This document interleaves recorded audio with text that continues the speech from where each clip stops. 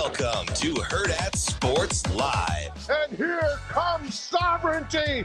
Sovereignty goes right by journalism once again, leaving absolutely no doubt who the best 3-year-old in the world is. Sovereignty and Junior Alvarado in the Belmont Stakes. Back out for Nugent Hopkins. Look out, here comes Marchand on a breakaway. Moving in on Skinner. Score! Short-handed. 4-3 Florida. Right there. There you go. A drive to left field toward the corner. And gone. Mookie Betts getting warmer, 9th of the season. As that's a jumping grab by Ravi. Cub fans know that very well. I don't know how to sell athletic, but I can see it. Look at that guy. Ground ball through, base hit for Trevor Story. It'll score a pair, and Boston gets the insurance, breaking through for their first run since the 4th inning. Out to right field. Reinhardt watches it. Gone! Stephen Milo. Grand slam. 1-2. Swing out a soft fly ball, center field. Torres racing in. Dives, can't get it. Louisville will take the lead. King to second. It's 3-2 Cardinals. And now the 2-2. Swing and a miss. They'll hear it from the hill of the Hollers. Arkansas is headed back to Omaha. Good morning. Welcome in Hurrdat Sports Live, presented by Centrist Federal Credit Union. That's DB. I'm Ravi Lulla here at Hurrdat Sports Bar and Grill. What's up, DB? How we doing? You know, I can always tell when Shane didn't have a date over the weekend because the intro's really long. Oh, yeah. You know? He had some free time? Yeah, a little free time. He wasn't out going on dates or anything, whining and dining people. No dates for you? Look, no, Shane, this was supposed to be the week. I asked you the last I couple know, I weeks went in on a row, date. and Oh, you did? Yeah, I asked Well, him once a shoot. week, and he goes, I don't know, maybe next week. I guess I can't tell. Last week, he's like, oh, no, maybe next week. I guess I can't tell anything. Last week, he said it was this past weekend. How was it, Shane? How was the date? Oh, it was fine. It was good. Yeah? What Yeah. did you do? Solid. She went shoe shopping and purse shopping. That was Big DSW fan, is she? like Target and stuff like that. So, yeah. That's cute. No, it wasn't cute. You did not enjoy the shopping? No. I mean, She looks like she'd wear about size 4s. Is that about right? no. 5s? No. No, I'm not gonna. He said, nah. I'm not gonna put her out She's there. a little shorter than you, right? Or a smidge taller. I know it's close. She's probably taller, but kind of shorter. Yeah, it's close. That answer makes no sense, I was but gonna- I get it though, and you don't have to expound. I mean, fine. I'm just glad you divulged that. No, I'm glad. And you actually gave a straight, Yeah. quick answer too, which is, not on delay. Appreciate that. man, bless your little heart. Did you have a good weekend, Shane? She is taller than I am, but most of the time she's shorter. So we'll just leave it at that. Yeah, Yeah. How? Yeah. I feel you. You have a good weekend? I had a great weekend. Good. I'm Yeah. glad to hear. Whoa. Great. Gotta keep watering the bamboo. All right. Okay, just stop. I'm not- All right, humor me here though, Liquid. What'd you do? You went to Target. You went to go find some other things. We at had the chicken and waffles. That was good. Oh, where'd you go? It was KFC, but it was Oh all my right. God. Yeah, it was all right. I know. I had you guys going there for a second. I was like, oh man, you went out to a real restaurant. My man said Oh, KFC. KFC. It's all right though. Yeah, it was okay. Really? I mean, I love chicken and waffles though. I broke down and got Chicken and waffles is low key pretty good. I broke down and got Mike and Popeye Saturday night. Did you get anything? Late, because I mean I spent I don't know how long in Lincoln. Oh yeah. I'm over that city. Yeah, me too. Well, I got to go back tomorrow and Wednesday too. What for? Interviews. Oh, well. I mean, it's 4 out of the last. What will Wednesday be since Friday? Friday, Saturday, Sunday, Monday, Tuesday. 6 days. Yeah, 4 4 out of the 6 last days. 6 days. That's too much. It's too much. Oh, by the way, I drove past the place, Shane. Michael's. No, there's a place. It's just called Comics in Lincoln. What? But I didn't stop in there for you. I was in a hurry. Gotta keep pressing. Well, there's a lot going on. Was it a I big mean, store? No, it was kind of in like a little older retail strip strip place. A lot of those older? are a little like hole in the walls. Yeah. That's good. Yeah. It's a big red sign that said comics. Yeah. I saw lots of parts of Lincoln that I am not really familiar with anymore. Yeah. Yep. Yep. I mean, you're trying to take in all this information, people running and I'm not a big 7-on-7 guy, but you can see athleticism. So you're sticking with Vers on this one. I like it. No. So okay, no. Okay, not that far. No, Okay. because he's the guy that says, "Let's just play catch." Yeah. There are actually things that you can see. I would agree. I'm a big spatial awareness guy. You can see ball skills. I can see ball skills. I'm telling you, like the guy that's getting all the buzz, like Ahmad Hudson. If you don't watch him in that setting, you may not think he's very good. Really? Yeah. Why is that? Because physically, he's not going to jump off the page at you. Okay, so he's not like a freak. Doesn't look like. I don't think he's overly fat. I don't think he's overly anything except skilled. Just really good at football. Yeah. Well, I'll take some of those guys. Yeah, and so there's just like if I watch, if I watch Trey Taylor, I'm not enamored with his mechanics, but I love the way the ball comes out of his hand. Like it seems like he's got a He's really got good a feel. very good feel. Yeah. And I'll tell you what else. He's mature. Yeah. Mature. You going all simple on me? Mature? Nah. Speaking of Trey Taylor, we're actually going to talk to him tomorrow, 8:30. Yeah. So make sure you tune in. So, and then Saturday. Why did you bring up the mature thing with Trey Taylor? Like what? You can tell that he understands the game of football. Yeah. So, and I think that I know that's important because I was having this conversation with Coach about quarterbacks in the region, and we were talking about somehow we got on Dayton. Okay. And he said, I was like, yeah, he looks good. I was messing with him about his new haircut, and I said, he looks so sharp. I said, in Buford, they start on the 14th. Like they play August 14th. Oh, really? That's early. God, that's early. They play a game August 14th. So just kind of talking, he's like, he's like, that's gotta be your guy, man. You ever just sat and talked football with him? I said, no, we're either joking about him modeling or his weight or, like he's very into wanting to look the part. Yeah. Like he's well aware of his genetics. And, we'll mess around about other things. And he just went into this deal about him understanding defenses and sitting him down on a dry erase board and understanding where to go with the ball and coverages. And I was just thinking to myself, that's clearly going to be a separator for this staff. Yeah. It is clearly because that was going to be my follow-up question. That wouldn't be the first thing you'd talk to me about. Unless you just think I'm that big of a nerd. And maybe he does, but he knows me well enough to know, like, we could talk distillery. We could talk about anything. Whatever. It doesn't have to be football. Yeah. I said distilleries. Hey, man, that tequila, man. No. Got to talk about different kinds of agave. Yeah. Hey, speaking of which, no. He'd be like, what'd you do with that bottle of 1942? I don't know. It's gone. It's gone. Lost it. Anyway, I blame Coach Campbell. It's just weird how that was the first thing to come up. Yeah. So, and then I listen and I watch and we'll ask Trey tomorrow. You can just tell that's a big part of it. Like of what they're looking for out of their quarterbacks. Yep. So whether I know people make the assumption with Dayton, but it's like, oh well, it's just because Dylan's here or whatever. But I honestly, he spins a good ball. He does spin a good ball, and I do think he matches. And listen, it's probably a family thing to a certain extent. I do think he matches the things they're looking for in a quarterback in terms of processing. I think TJ's the same way, and Latif. Obviously, we think Trey's the same way. Like, yeah. So Latif on a smaller scale. What's the first thing I told you that I liked about him? I use this term generally, but I'll tell you what it means specifically. I said, man, he has good feel. Yeah. Right. So that's really just code for he understands what's going on around him. Yeah. Knows where the ball should go. Knows how to manipulate the things around him. So I guess, quietly, that's probably things I look for too. Yeah. Well, because, not to diminish it, but good arms are kind of a dime a dozen.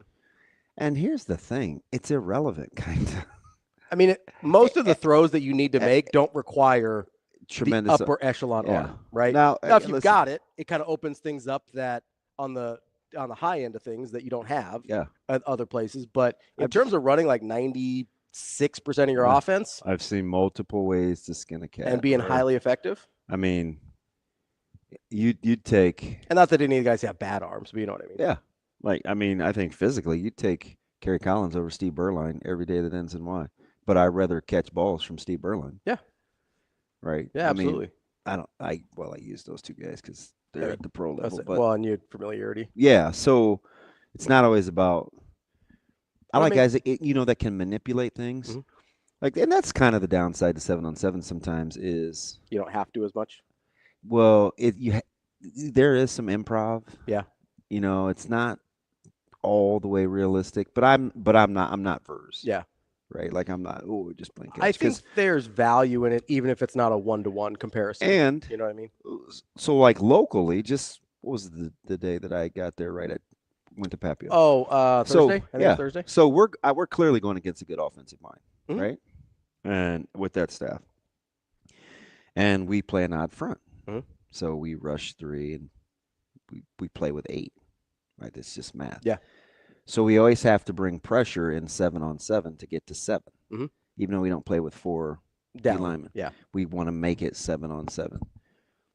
So clearly, you can go where our blitzer is vacated. Yeah, right. You could play catch all day long. So I said and we got hit with a couple of things, little intermediate stuff, and I went over to Coach Slamanji. Well, he came to me and he's like, "Hey, I want to start in better stances. I want to do this. I want to do that." I'm like, "Well, don't worry about that. Like, we can fix that. Let's just play ball." And the fact that their quarterbacks, and let's say we adjusted or could adjust, like they knew, again, good offensive minds over there. Like, okay, well, if they're gonna hold here, then we can do this. So even though I'm not always sure that it's real, what I call realistic, and you can do it in a game, I do like the fact that you have to have some level of understanding of what's going on to even be able to adjust on the fly in 7-on-7. Yeah. So I like that. That makes sense. I like that. I'm like, fudge, man, Sir's kind of a genius. Like McLaughlin's pretty good. Like this is cool. Let's just and it's still within the confines of everybody's offense. It's not completely made up, but how you have to defend it being one short and be able to talk through it helps. Yeah. Right? Like you can hear quarterbacks out there say, "Hey, listen, if it's a hard 2, the throw's coming quick." That means if they're really squatting you in cover 2 on the boundary and the safety's waiting for you to get over the top, don't get all the way to him. Yeah. Just throttle down. I'll put that thing on you. Yeah. Be looking. Find the open space. I like hearing people say stuff like that because while I think, well, if he had pads on or he'd have to work his way around or the boundaries or whatever, I do like it's the recognition. Yeah. What are they trying to do to me? Yeah. What are they trying to do? How do I get I think that's helpful. Yeah. Right. Well, it's like it's a mental exercise as much as anything, right? Yeah. And then you can see guys go get balls or they'll maneuver amongst them. Say, "Hey, I'm going to go in the slot here. I can work on this guy." Like, I like stuff like that. Yeah. So I'm not all the way out on 7-on-7. I do think it's useful, and there's something to accuracy too. Yeah. Right. Where I think it does put a premium on that. Yeah. Being very accurate. So, I mean, I don't know. I'm kind of linking out. I made it one good meal yesterday. It was a tri-tip. It was incredible. Really? Yeah. It was I gotta go back and see Les though, man. My beef getting low. Need some more? Low.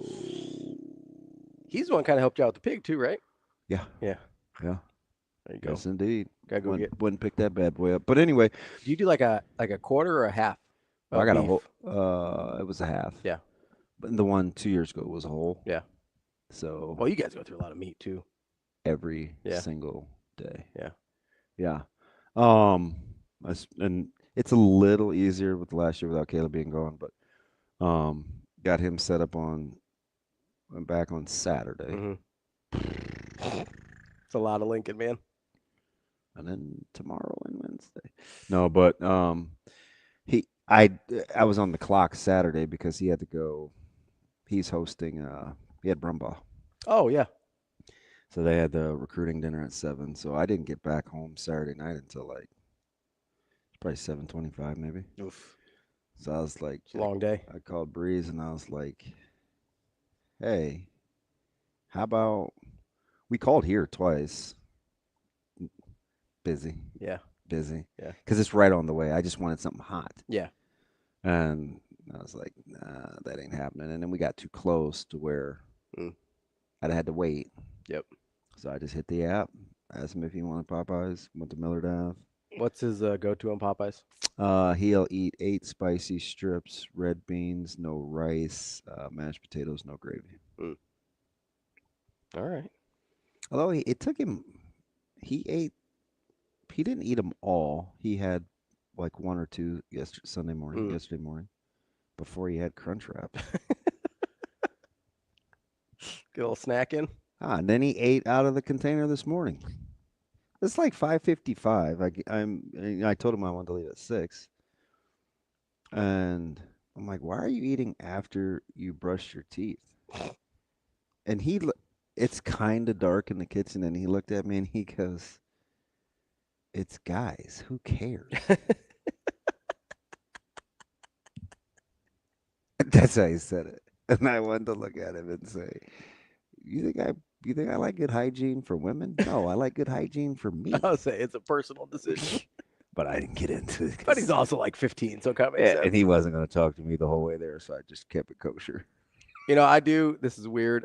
I will eat after I brush my teeth because I drink a lot of soda, and soda tastes terrible after you brush your teeth. Yeah. So As do most things. Yeah, they do.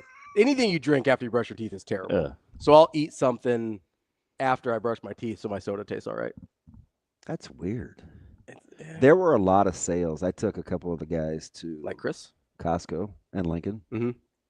because they don't have membership, but they get Husker Bucks too. So I'm teaching them the difference. I'm like, when you don't have a lot of money, you're always thinking savings. Mm-hmm. If you do have money, you're thinking value. Mm-hmm.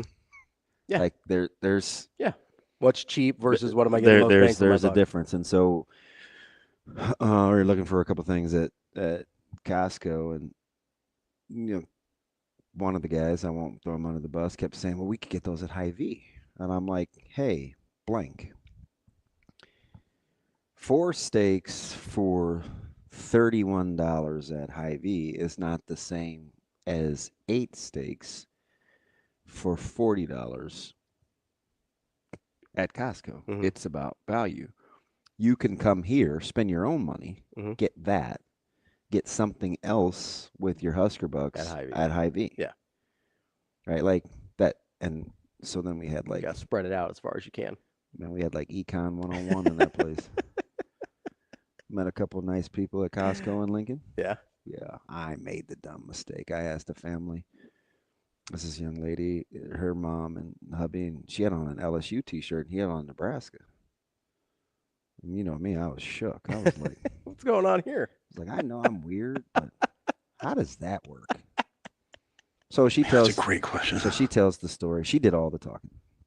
Little girl, she's like, oh, that's so cool. We're talking about LSU and the fans being nice and this, that, and the other. Mm-hmm. So about 5 minutes later, man, this dude comes jogging back over. He goes, hey. I said, yeah. He goes, why didn't you say anything? I go, it would have been awkward enough by just me talking about LSU and Nebraska. And he goes, my wife said, did you hear his voice? I think that's, and the guy's like, well, why'd he be in Lincoln? And I asked him, I said, I don't know. Why am I in Lincoln? I'm always out here. Oh, it was just funny. Practically live there, man. So it was chill. I only spent like 4 hours maybe total on my deck, which is depressing. Oh, that's not very long. No, you usually do that in one night. Right. I mean, I tried to make up for it yesterday. Yeah. Watching that stupid tri-tip, but tennis was driving me crazy because it was taking entirely too long. It was like 5.5 hours. It was classic. It was phenomenal. Yeah, I'm not a center guy. I'm not either. I don't have a really good sense of why. I just really don't like him. I think I would imagine a lot of it is his his demeanor. Yeah, I don't like the way he carries himself. He just doesn't look like he'd be a very nice person. He also doesn't seem like he enjoys what he does. Yeah, and I know that bugs you. The joyless thing bothers me a lot. His expression never changes. Yeah, which I mean is probably good for him. Well, we needed it after watching the women's. Yeah. Which still pisses me off. I don't know why you won't. Which part? Why you won't play nice with me? But I'm so sick of the double standard across sports. I can't stomach it. Which part? Women get to do whatever they want to. In terms of showing their emotions? Yes. That's fair. Yes. Yeah. And it's like, why? Why? I mean, I think there's some built-in stereotypes there that go both give them the benefit of the doubt in situations like that, and also kind of cut across because we were also talking about the Texas Tech softball coach, Jerry. Oh yeah, Jerry Greco. Yeah, so I'm listening to the different pressers. I'm watching on my phone while I'm in Lincoln killing time, and I'm just further being gaslit. Like, okay, elaborate. Who were you being gaslit by? Well, his point was valid. For context, Greco was talking about Canada and how nobody talks about what Ohio State football players make for money and doesn't understand why it's a big deal that, you know, the money she's getting and why people are freaking out about it. Yeah, like during every broadcast. He's like, you just don't see that in men's sports. Which, first of all, that's not entirely true. But well, so yeah, kind of. Like, how many times did we hear during a broadcast for Ohio State that it was a $20 million payroll?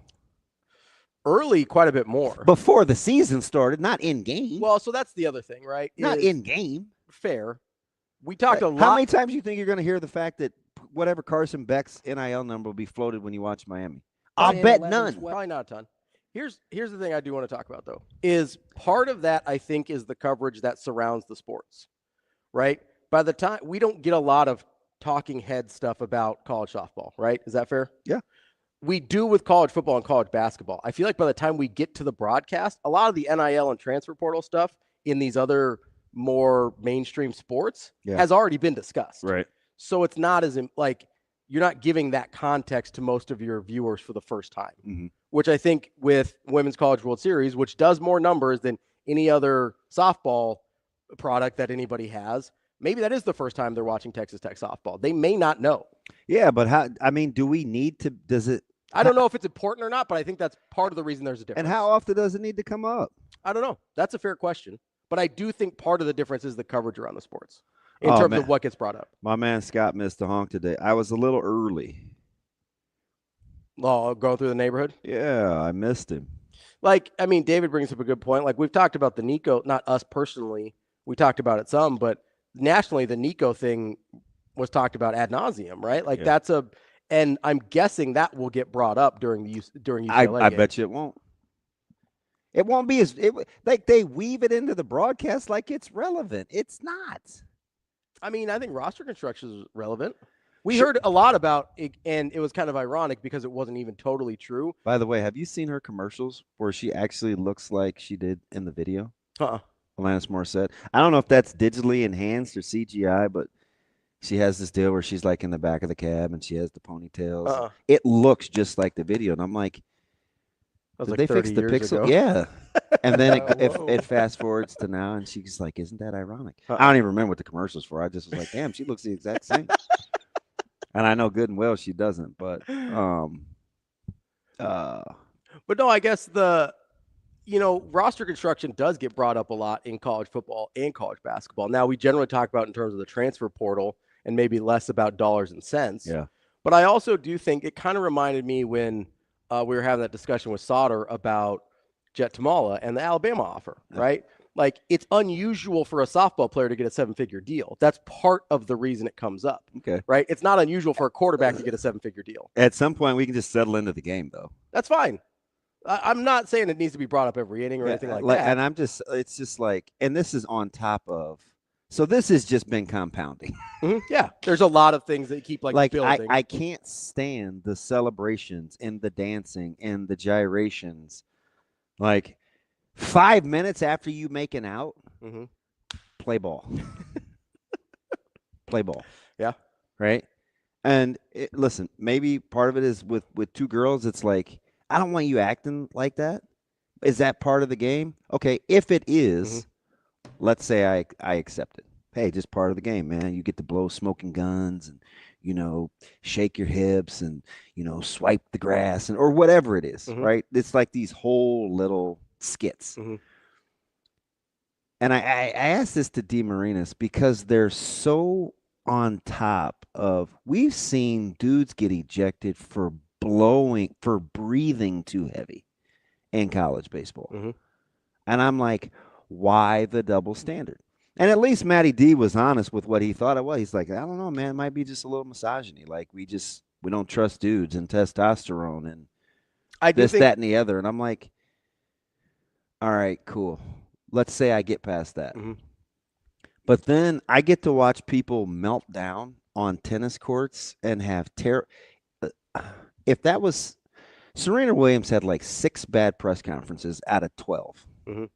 Okay. A couple she lost, didn't really give credit to her opponent like we thought she should, a little emotional at the podium.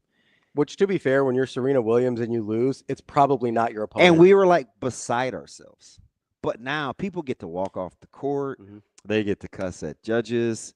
They can cry, grab a towel, sit back, come back. It's like, if that was like Kyrgios or Agassi or, fresh out, he's, the rehab and coming back off of this, that, and the other. Like, I mean, I wanted people to keep that same energy with Jennifer Capriati, but we were so sensitive to Capriati's struggles, like we didn't really talk about it much. I hate the double standard. There's no other way for me to say it is, however we're going to do this thing, just do it across the board. Just do it across the board, especially when we're like team equality. So let me just make sure I understand correctly. I don't like the grace and leeway and the latitude, side, but not the other. Yeah. Because you don't like it when people. I don't like when anybody does it. So that's what I wanted to make sure I made. Listen, Sabalenka was driving me up the wall. Yeah, she wears. I'm like, just play play tennis now. She wears her emotions on her sleeve aggressively, and we think it's cool. You should. I know you're listening to the broadcast. Yeah. Oh, hey, for that rally, she did a really good job of not giving in to her emotions. And then when something bad, her emotions got the best of her. And I'm like, we would not be doing this with other sports and other guys. We just wouldn't. Tennis has always had. I know the more emotional. I know people. McEnroe, the Brat, the Connors. Like, well, it was Ivan Lendl was. It was crazy. It was Borgs. It was his calm, cool. I get it. I just mean across both men's and it. women's tennis. It has been typically a sport where people kind of do blow their top a little bit. I'm just going to be honest, man. I hate the double standard. No, I can see that. I mean, it drives me crazy, like the Mississippi State pitcher, right? Did you see my man get ejected from Louisville off he kind of like clicked his heels? Yeah. I'm like, we've seen guys get ejected for going like this. Head tapping. We've seen, we saw that with Florida last year, and then, Caglione does the base run where he's like keeps his arms at his waist. Yeah, he's just doing like it's hilarious trolling of the umpire. But then at the same time, I do think it's a consistency issue, but not even just between softball and baseball or men's tennis or women's tennis. Because I saw the Mississippi State pitcher in the Florida State Regional. Oh yeah, literally just go like double go blank yourself to this guy on a terrible call. Yeah. And then it was 6 inches, big deal. Norvell gets run for being mad at the guy telling his batter where to stick it. Yeah. And the Mississippi State pitcher has no repercussions as he's like, that's the part. It's like even across baseball, it's not the same. Yeah. And that's the thing that drives me crazy. Did you hear Vitello's presser? Yeah. You talk about wearing it. Oh yeah, that dude's a little extra. But I'm not gonna lie, man. He doesn't bother me. He doesn't bother me as much as some. I don't love him. At least I know what I'm getting. I'll take Vitello over Sully any day. I don't like Sully either. You know what I mean? Yeah. So, but Sully just feels like a bully. Yeah, I could see that. So, like I could see Kevin that. O'Sullivan from Florida. Vittel is one of those guys where I don't like how hot he revs. So that doesn't really jive with me. But I do think he's better than somebody who is actively trying to bully people. Like, I think O'Sullivan is a little too, like, I don't know if he seems like one of those, like, do you know who I am guys? Which is not, like, I'm never going to ride with those people. But wait till you see Coastal. Yeah. Like that guy is about his program. This is going to be, it's an interesting deal so far. He stands on business. You're going to have some big personalities, which is fine. It's a nice eclectic. Yeah, it should be a fun group. Got a few more tickets to punch, but or a couple more. Just Murray State and Duke. That's right. Yeah. We got 7 of the 8. Yeah. You're a racer or a Blue Devil? Oh, Murray State for sure. Popeye Jones? Listen, give me Murray State. All right. Listen, I know that I'm not a Carolina honk the same way you are, but I do like Carolina, and I'm very So more. you're out on Johnny Dawkins, Amaker. I'm much more pro Carolina than Duke for sure. Cooper Flag, team Popeye Jones. Honestly, the only Duke guy I ever really liked, I can't think of one, was Zion. I loved Zion. I liked the way he played. I liked the. I do not. I'm shallow. Kind of weird physical. Could not get specimen that he had. Could not get past his frame. He pisses me off now, but what are you gonna do? He needs to move. Is what he needs to. He needs to maybe watch his diet a little bit better. Stop hanging out with Luca. I know one thing. If I lived in New Orleans, I would. It'd be tough. It'd be tough. Yeah. There's a lot of beignets around. I had some beignets this weekend. If you're gonna splurge, can I just say why? I like beignets. They're good. Like, fried dough is kind of like up my alley. Like, I'll mess with that. Oh. I went to a baseball game like 2 weeks ago. Had funnel cake. Like, that's kind of. Where did you? Okay, you don't have. What did you eat in addition to the beige net? I had shrimp and grits. Kind of been your thing. I like shrimp and grits for breakfast. It's a nice mix. This is probably 3 or 4 weeks ago. I had shrimp and grits at a place. Like, it's very hearty, you know? And I was disappointed. This one wasn't as good as the one I had a few weeks ago. And I had my guy works there, and I said, "Hey, blah blah blah blah blah," and he goes, "You said you love the place." I said, "I do," and he said, "Well, general rule of thumb. Go there for what they do 6 out of the 7 days a week, not what they do for a couple of hours on the weekend." And I was like, you sound like a Richard head, but that makes a ton of sense. Hated your delivery, but that's kind of why I don't really eat meat at Indian restaurants. Because it's not what they do. Yeah, it's not really what they do. Like, for the most part. Now, there's some restaurants that have like really good like protein dishes, but like in general, the other stuff's going to be better. Yeah, no. I know you're not like you're just never going to go somewhere and be like, I'm going to order food and there's going to be no meat in it. I get that. I mean, but if I'm going just quality, even if I have to go to like greens and things, I'm like, what? Do you have eggs? Do you have salmon? Do you have chicken? Do you have anything you can put on there? Yeah. No, I'm not going to be like, oh man, this lettuce is fantastic. Let's enjoy a good salad. No, there's an establishment not too far from here that brought their chef salad back. Yeah. And I think they clearly have the best chef salad in the city. Really? Dude, the bowls are like the size of a seat cushion. Yeah. Going like the massive. Yes, and they section off all the protein. Oh, that's interesting. Corner of ham, corner of turkey, corner of bacon, corner of eggs, and then over there in the little itty bitty thing, you get a little lettuce. The delivery system? Yeah, it's the way it should be. We'll talk about AJ Ferrari here coming up in a little bit. How about that? Man, I know that we've got some people in the chat want to talk about that, but I'm actually jealous. I forgot. So you know the first person that told me? Who's that? She beat Twitter by like 4 seconds. Who? Jessica. That makes sense. Because she gets all the wrestling guys. Yeah. And she's like, what? And I'm like, huh? What happened? And my initial deal was what happened with North Carolina, because that's where I thought he was going. Really? Yeah. Was that kind of the? I actually think he said yes to Carolina. Really? Yeah. Interesting. Yeah. And then He's like, it just didn't work out. My favorite, and I was telling some of my wrestling jarheads, I'm like, you guys did catch on his Instagram live where he said he's currently weighing 230. Because he wrestles at 197? Yeah. It's heavy. That's fine. I'm pumped though. Like, I am pumped. It's going to be a beautiful case study. That's going to be a beautiful case study. You know, I'm for people, and I'm always comparing environments to people and how you can function. This is going to be fascinating. Yeah, I do. Because I mean, wrestling heads. I had a guy, and I told him I was honest. You know, he tweeted at me about his real feelings, and I'm like, do they not like him? According to my DMs, you are definitely not alone, and I get it. Yeah. Because in that community, like as Nebraska fans, he would be hard to. Well, he's been hard to watch over the last handful of years. Yeah, I mean, he's obviously had some trouble.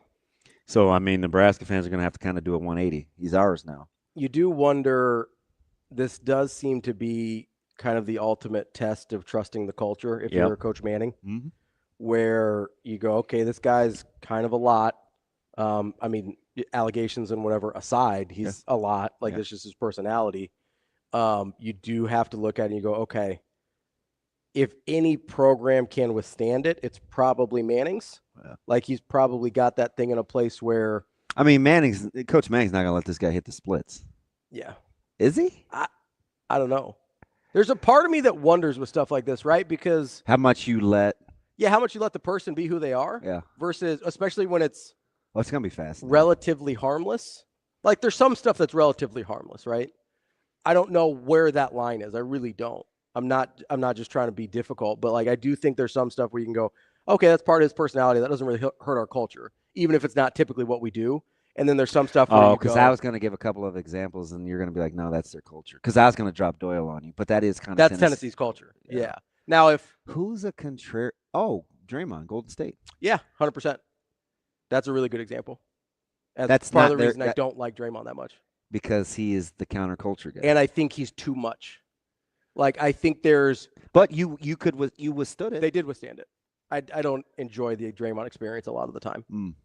But it's been right. There's been. I mean, he's constantly. You know this. They lost a championship because of it. Yeah, you know. Like, he constantly. I mean, truth be told, I know that's what you're pissed about. Yeah. Yeah. Like, he constantly. Because one more, you probably feel really good because Steph gets to separate himself. Well, the thing that kills me is the 73-19. Yeah. That's the one that kills me. Because honestly, 4 is probably the right number for what their teams have been. They probably shouldn't have got the one in 2022. That team wasn't very good. They definitely should have got the 73-9 one. Like, if Draymond doesn't get suspended, they win that series. Yeah. Like, no one will ever convince me otherwise. And that's the one. Like, that's the asterisk on Curry's record. I'll give you a good one. Who? What the Steelers do in Pittsburgh with their Aaron culture. Rodgers. Like, that's a terrific one. No, not even just Aaron Rodgers. Oh, with some of the other guys. Yeah. Antonio Brown, Martavis Bryant, Plaxico Burress, Le'Veon Bell, pick one. Although Plex wasn't naughty. He wasn't like Asian Wyatt. Yeah. I mean, he had the gun thing go off at the club, but he was in New York. Yeah. I have a hard. And you would have never known. So what I'm saying is. Right. But you wouldn't have known with AB. Those guys had all of that in them. Yeah. And you never knew why they were Steelers. That's kind of my point. So with maybe. Plaxico, though. So we'll see what happens with Aaron. I mean, Coach Manning. Well, and I do think Rodgers is a good example. I mean, Coach Snyder. These guys are so good with their guys. Yeah. I mean, what hasn't Antrell Taylor been through? Yeah, you're right. I mean, yeah. But and they have some huge personalities now. I mean, watch Ziola. Yeah. I do think. I mean, like what? And he's 215 now. He's probably going to be your heavyweight at some point. Yeah. But I did like when Ferrari was like, we'll talk about the weight. Like, you know, he doesn't know. He said, we'll decide that with the coaches. Yeah. But I'm like, wait, did you say you're weighing 230? That's pretty big. But those guys can do that. They do. I mean, I'm not like it's not. But I mean, the last time we saw him function at a high level, it was $197. Yeah. So that'll be interesting to see. I do wonder because the other part of that is. Yeah, I do agree with you, Lee. Rodman to the Bulls is a good comp. Rodman to the Bulls is a great comp. It's a really good That's comp. impeccable. But here's the funny thing, though, L-Dub. We say that now in jest, but until The Last Dance, we didn't know how hard it was. Mm-hmm. I mean, we just are like, you're letting dudes go on you're letting a dude go on a 3-day excursion. Yeah. Until see you back at the facility. That turns into a 1-week excursion. Right? Like, we didn't really know all that real time. 100%. They made a ton of concessions. Absolutely. But that is a great example.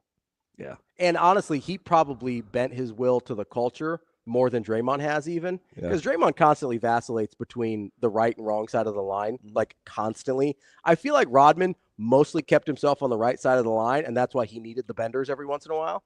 But I do think there is a corollary here, and I'm not just bringing this up because of the Steelers, between the Rodgers thing and the Ferrari thing, because there is a part of me, and I don't think this is the case with Manning or with Tomlin, but I do think there's a human nature or a component of human nature that can be like, hey, I got really, really close. I need a little extra, and sometimes you compromise. And I hope that's not what happened, either with the Steelers or with Manning. Yeah. But you've seen it happen, right? Where you go, oh, if I can just get somebody who's a little better, if I can just get one more guy, if I can just do X. But I think so. The thing that drives me crazy about Rodgers, when you always throw him in my face, I'm telling you, I'm trying not to throw him in your face. I just think it's an interesting example. It's okay. I'm not. That doesn't. There's a difference between being ill-equipped socially and evolving into this sense of entitlement. Sure. Seriously. Yeah. No, I that's fair. Right. Like, it's like the guy that comes or the gal that comes to fix something at your house, and they have certain tools. They're only really comfortable using a couple of those tools. So you do the best you can. That's different than hiring the guy after you see a consultant and he's still going to do it his way because he feels like he's earned the right. Yeah. That's different. That's it's fair. different. Rodgers is the latter. I do think the impetus to take a chance on I'm not saying guys, they're different. For sure. I do think, to me, it's about the motivation to bring those guys in the first place. So on the other side of it, right? I do think the Steelers and Nebraska Wrestling are going to be dealing with different parts of the personality, like you're saying. But I find fascinating the desire to bring those people in the first place. Yeah. At what point was it, hey, I think our culture can withstand this, or I hope our culture can withstand this because I think we need one more guy. To me, that's the difference. Yeah. And I don't even know how we got on this, but the thing that bugs me about the Steelers, though, is we act like we keep saying that they held them hostage, or they allowed him to do this, or they allowed it. What if the Steelers knew the whole time? Yeah. No, like I shouldn't say I'm whatever % sure. I mean, I'm fairly certain they didn't draft a quarterback early. Yeah. They didn't really go after Cousins. He'd been to your facility. They didn't go after Geno Smith. They didn't go after Sam Darnold. He'd been to your facility, and the NFL schedule had Jets Steelers in week 1, well before the actual announcement, signing, whatever. Yeah. So, I don't care about the whole being held hostage thing, because that's also that's part of professional negotiations. You know what? I listen. I got a ton of Steelers friends. Well, a couple friends, mostly associates. And I get the hand wringing and consternation. And but one amazing Daniel. Well, he's nuts. He's legitimately mad. That's why I put him in a different category. He's legitimately mad. Yeah, I know. And I'm not going to talk him off of it. Yeah. But it could work. It could. It could work.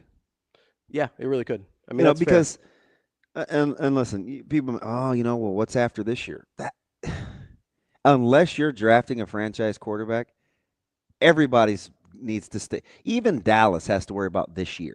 Yeah. At quarterback. That's what everybody's doing. Mostly. I mean, you've got mostly. You get my point, yeah. right? Like it's not like there's some statistical anomaly. 70% of the league is only worrying about this year. Yeah. I mean, at quarterback at least, right? Like you figure it out 1 year at a time. Go make a move for. What do you think? What do you think the Jets are talking about right now with Justin Fields? You think they're talking about yeah, maybe they hope he's a franchise quarterback because he's young and he's still got some, you still like some of the traits. But if it doesn't go well this year, they're going to be in the exact same spot. Yeah, 100%. Like, were the Jets worried about, what happens with Aaron Rodgers next year when they signed him? No, They were trying to win this year. Yeah, that's the NFL. You're trying to win this year. Kobe, I think. Excuse me. I think Kobe just wanted to type Humberto. Humberto. Yeah, he did. Is $20 million a steal for a quarterback? Yeah. I mean, and honestly, it's what Rodgers' deal is dirt cheap. You talking about Fields' deal? Rodgers, Aaron's 19.5. Dirt cheap. So that's if he gets all the incentives. That's everything. It's like 13.6. Yeah, it's like 13, which is that is a steal. It's dirt cheap. Yeah, it's reading the details of that contract. I said on social media that was a good deal. Second best news of the day. The best news of the day was Ferrari. Yeah, I mean, it was a great deal. So now I got to work on Jess to not just let me do segments. I want to co-host, or at least sit in the studio. Yeah, I could loiter. You can. Hey, I know I know I work for you guys, but I still ask for permission. Can I sit in and listen to this? That's my favorite part of is just interviewing the wrestlers. They're the best interviews. Yeah, they're interesting. They're the best. They're interesting guys. And she gets them to say some they're the best interviews. They're wired pretty differently. I mean, they have to be, right? Yeah. I met a bunch of them. Did I tell you when she went out and got those guys during the spring game? They were signing autographs. And she treated me like I was 4. She's like, "Hey, guess who's outside? I'll be right back." She brings Ridge in, and I was like, "Oh my gosh, it's Ridge Lovett, Heartbreak Ridge." Anyway, I'm still mad at her for that. Yeah. How does a Humberto have a Ryan though? Yeah, it was a good weekend. It was. I don't know. We'll get into 7-on-7 with Sam, and because we've already fast forwarded, right? Mm-hmm. Oh, what has to come out of it for it to be? No, it was already. It was successful. Exactly what they wanted to happen happened. Yep, 100%. Now you'd like some hard concrete results out of that, sure, but I think they got exactly what they wanted out of that weekend. No, I'm with you. We'll take a quick break here before we get to Sam, but we're going to talk to Sam McKewon here coming up at 8:00. And then at 9:45, we're going to try and get our guy, Joel Lorenzi. What do you mean try? He's up. Well, I mean, we tried to get him last week, and he kind of ghosted us. Although he's probably writing. I don't know. It's my name backwards. Not Hill? You did this last week because much like when I talk to people and I try to get their attention, they're very delayed. Yeah. I could say there it is, and you're like, in super slow mo. It's like Nero and Matrix C. It's like who in Matrix? What's his name? Nero? Neo. Nero's a different guy. Burned down Rome. What's his name in Matrix? Neo? He dropped down. Like the singer? Yeah. I don't think there's a Y in it, but yeah. Big Neo guy. You just don't get it. Seem like you're a big Neo guy. I'm not at all. We'll talk to Sam here in just a few minutes. Let's take a quick break. We've got more Hurrdat Sports Live for you coming up next here at Hurrdat Sports Bar and Grill.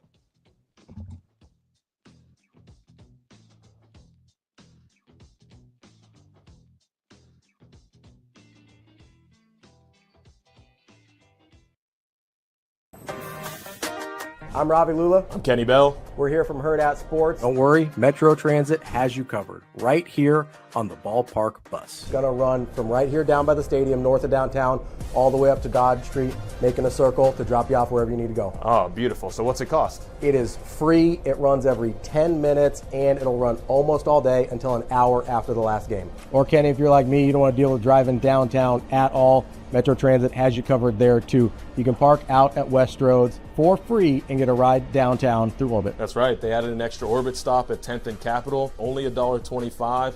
Fills up after the game. Quick, nice service right back out to West Roads. $2.50 round trip. Can't beat it. And free parking? You kidding me? Plan your trip or track your bus at myride.ometro.com. Or download the MyRide OMA app.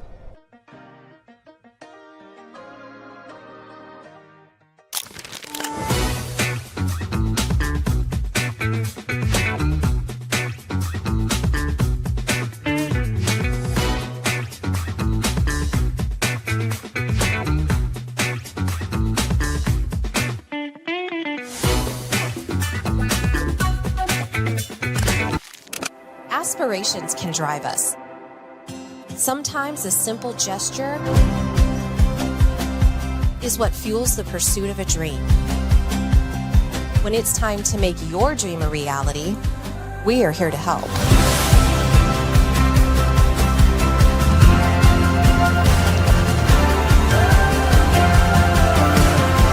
Centris Federal Credit Union. We are where you are.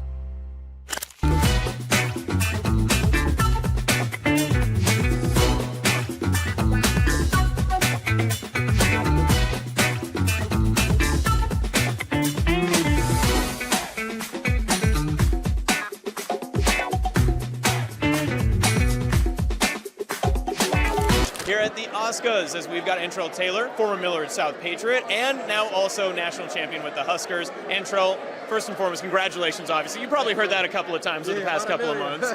But how does it feel to come back and be representing Omaha for the Athlete of the Year? Yeah, it's amazing to come back to my hometown and see all these people out here that celebrate Nebraska sports, and just for them to put me up for this award is just, it's an honor, honestly. And I know you've talked so much about the Omaha community, your Millard South connections as well. What does it mean to come back to here and just see all of these bright faces that are here to support you and celebrate you as well? Yeah, like I said, man, my coach Manny right there. It's amazing, man, to just see where I've come from as a little kid. Like, this type of stuff I used to dream about. So for me to be here, standing here, is just, I'm very grateful, you know.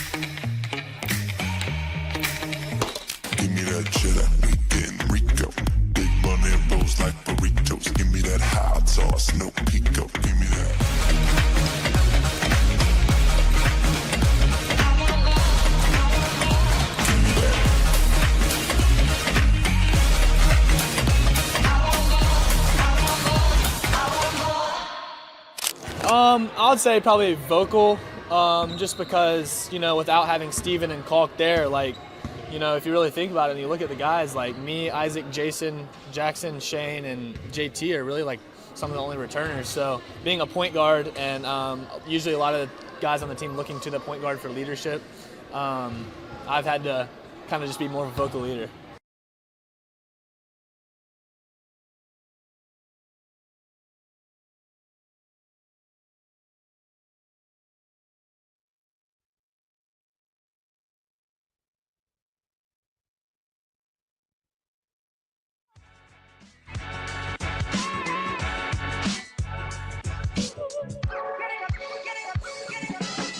You're listening to Hurrdat Sports Live.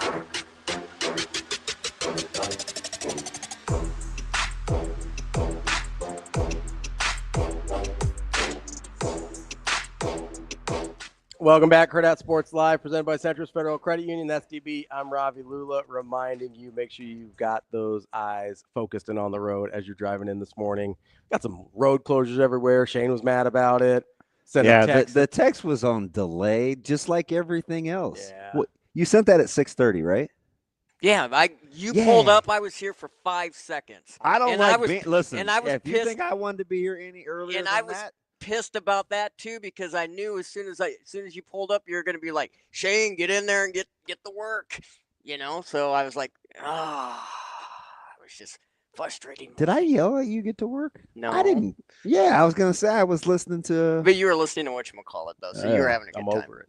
Yeah, I wanted him to hear what he was saying. Shane needs to get over the road closures, keep his eyes focused straight on the road. It's much from the NDOT Highway Safety Office. Thank you for the reminder. Yeah. So you know what's funny? It's almost like I don't live 2 minutes from here. Yeah. But Shane goes, "Hey, this was Friday. Just in case you're wondering, the exit's open now." Going the other way. I'm like, going the other way. Yeah. Well, that was the best. I'm like, thing. no bleep. That was the greatest thing that's happened in like 3 weeks. Dude, they've been open for almost a week. No, it was only open for a day because that was on a Tuesday. You didn't tell me until Thursday or Friday. Maybe I told Ravi on Tuesday. You're withholding information from DB? Well, he he only stays on. He only lives like 2 minutes from here. From my house. But I don't they know. need to do something with this lane closed out here on 80 before Harrison. Oh, yeah. These people are going to lose their mind. It's a disaster. Listen, that thing can get backed up to center. Oh, I know. That's why I don't take it anymore. It's incredible. Yeah. And then you get there, and it's like, what takes so long? Just drive. I wonder that all the time. Like, it's seldom an accident. So that's what drives me crazy. Like, we'll be on the interstate, right? And you know how the interstate is. Is this message also brought to you by the NDOT? No, this is an independent message. People on the interstate will like brake check over just like, the slight curves in the interstate. And I'm like, I swear to God, there better be an accident somewhere when stuff gets backed up.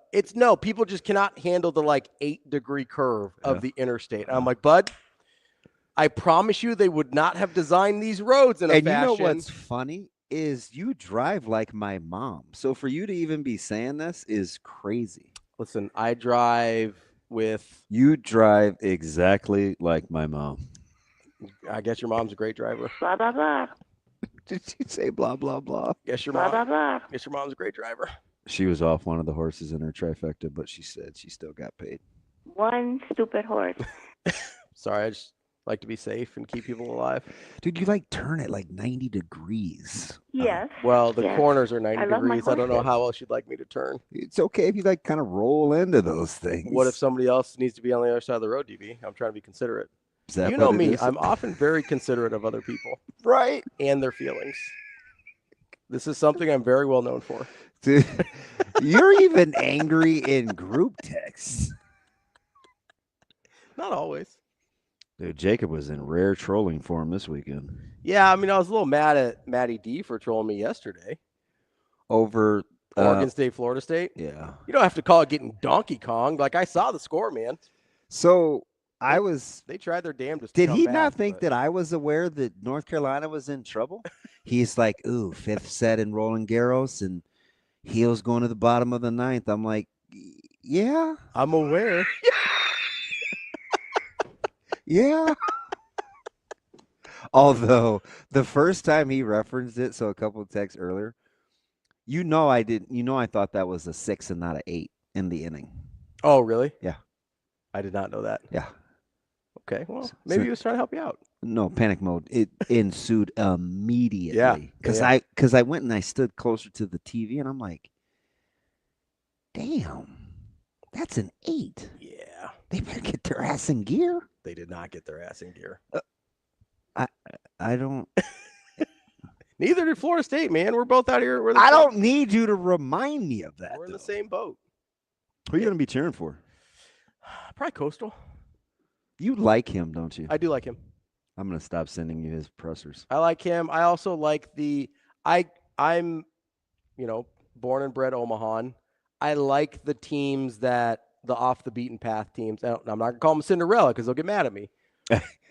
How about him just dropping every statistic, guy from Coastal? He's like, well, I mean, this century, we are 8th in regional appearances and 6th in winning percentage and 9th in whatever else. We are not a Cinderella. But I like the off the beaten path teams. Like, that's always been the thing when you were growing up. Like the big one. The first big one I really remember was Louisiana Lafayette, the Raging Cajuns, when they made it up here.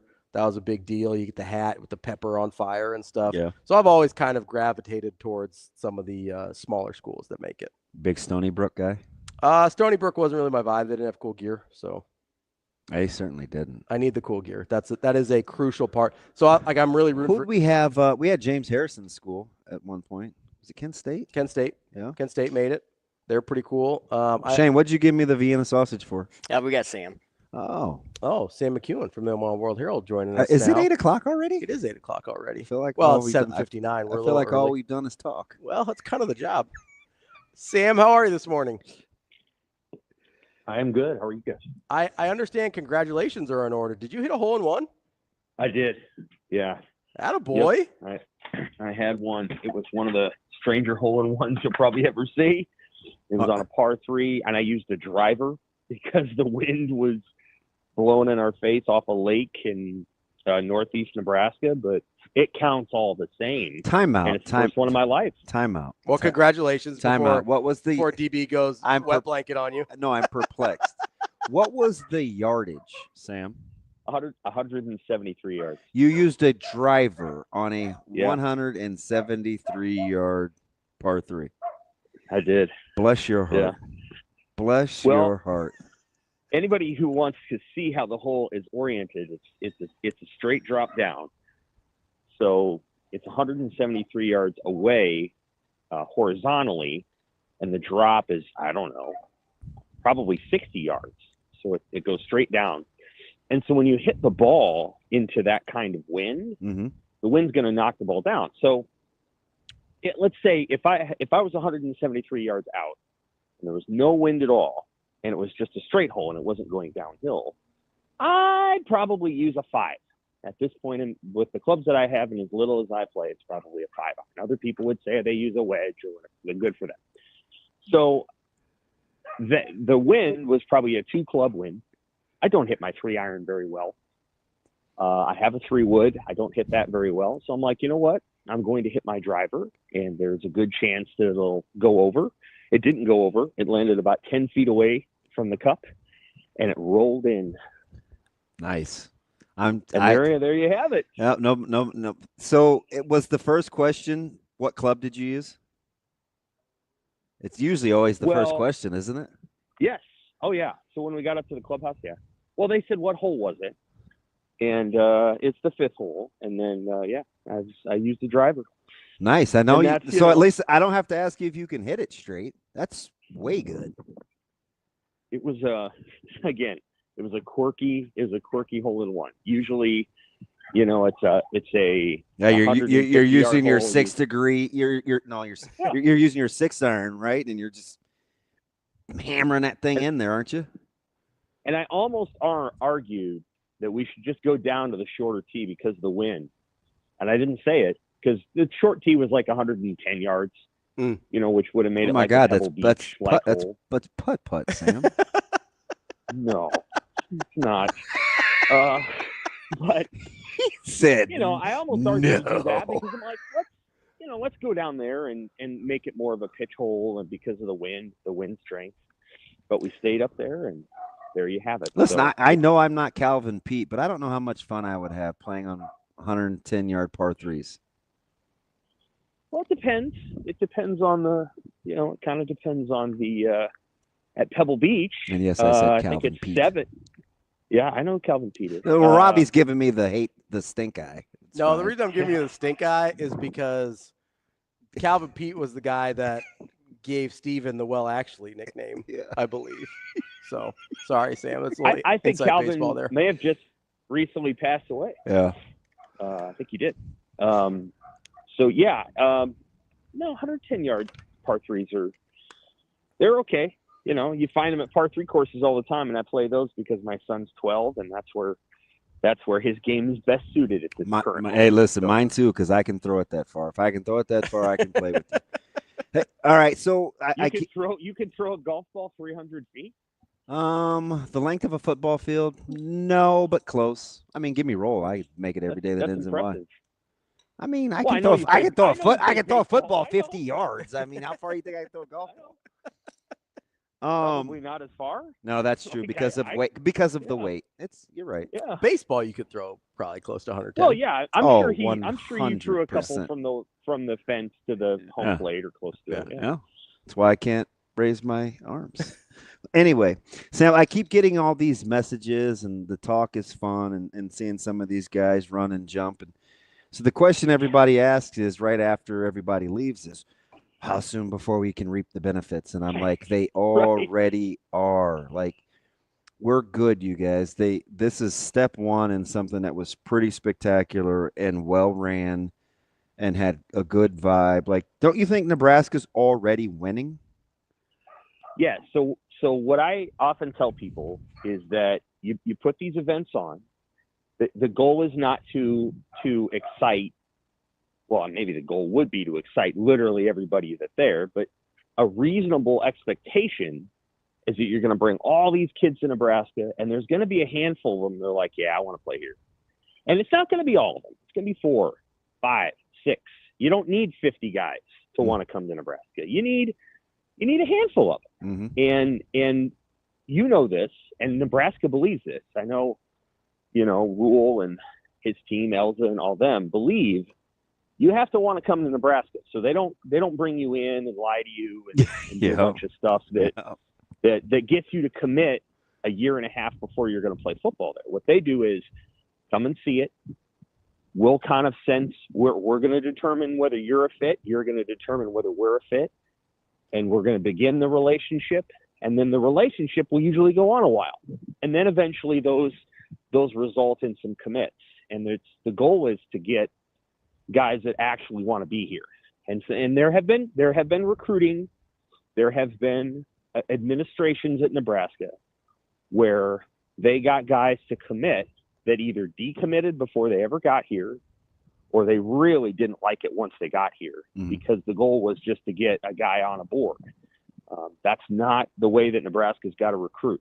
With transfer portal kids, that's kind of how it goes. It's a fast date, and you just hope you get it right. But when it comes to the high school kids, they really want those kids to want to be here. And so I'm sure over the weekend they identified some guys that they really want because of their playing skills and their personality. And then vice versa, there were some players that were like, I like this place. I like Nebraska. I like the training table. I like the way that everything feels. I like it more than I like Florida State, and those are the players that then become the relationships going forward.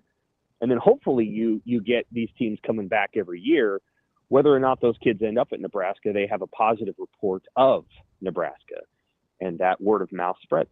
Yeah, I can't remember where I heard it, but I was listening to, I believe it was one of the coaching staff talk about how it's as much important just to get guys going back to the places they're from, whether it's Florida or Texas or wherever, and talking about how cool Nebraska is, even if they never step foot on campus there. It's for, either the next generation of kids or the guys a couple classes down from now, or just the region in general, to at least have Nebraska front of mind again until the winning starts to come, right? Yes. I mean, it's valuable when Travis Hunter goes on social media and says that Nebraska was the toughest place he played. I mean, there's a lot of kids that they need to put that in. They need to put that in all their advertisements. Right. I'm serious in their highlight packages. There's a lot of kids that admire Travis Hunter, and for him to say that is valuable. So, you're going to take word of mouth where you can get it. Again, then it comes down to fit. And I do feel like, Rule and his staff do a pretty good job of assessing fit. Transfer portal is different, as I just explained, because you don't know entirely, because you're doing a speed dating. But I think they do a nice job with the high school stuff, and we'll see. I think to some degree, Nebraska's got to win this year in order to attract some of these 27 and 28 guys. I know, like Ahmad Hudson came to Nebraska, and he's a 5-star football prospect, and he also wants to play college basketball. And what's fun? What's funny about him is if you don't watch him hoop or watch him in 7-on-7, like if you just watch tape, you may not think he's elite enough athletically. He's much more interesting in person than on film, for me. That's possible. Yeah, I haven't watched him on film yet. But, any guy like that, you're going to have to, make the case on both sides. He sure did like playing with Trey, that's for sure. Yeah, I think it's very hard to play college basketball and college football today. That doesn't. It never has been common. I know Donovan McNabb did it, and Julius Peppers, maybe a few others. Yeah, it's very, and Tony Gonzalez. It's very uncommon. And look at the names we're dropping. It's been 25 years. Right. He's going to have to decide. My hunch is he'll have to make a decision because it's very, very hard to do both. But that's an example of a player that you're probably going to have to win some games next year, like this coming season, because he'll have offers to everywhere. But you made a good impression, and if you never got to make the first impression, then you never get to make the last one. So I think that's kind of the way they're proceeding, and I'm guessing they'll get at least one commit out of the visitors that just came through, maybe more. I'm expecting them to get at least two, but they'll get at least one, and we'll see where things go from there. That's interesting. I know I had to get back on Saturday night. Caleb had the recruiting dinner with CJ Brumbaugh and some of the guys, and he's this is kind of an interesting case study, right? When you look at it's all the things that Coach Rule kind of intimates and talks about, where Nebraska was in early. Hey, trust our eval. If this guy camps someplace else, you guys would, you know how he gets when Nebraska's first and they don't get a ton of respect, and then everybody else offers, and then it's like, see, I told you we're good at this. Mm-hmm. If he's a guy that they can keep in the fray after getting all this other attention and other offers post Nebraska, in the area that he's from, you think that makes any sort of statement about Nebraska necessarily, or hey, get used to this. This is probably going to be how it's going to go going forward.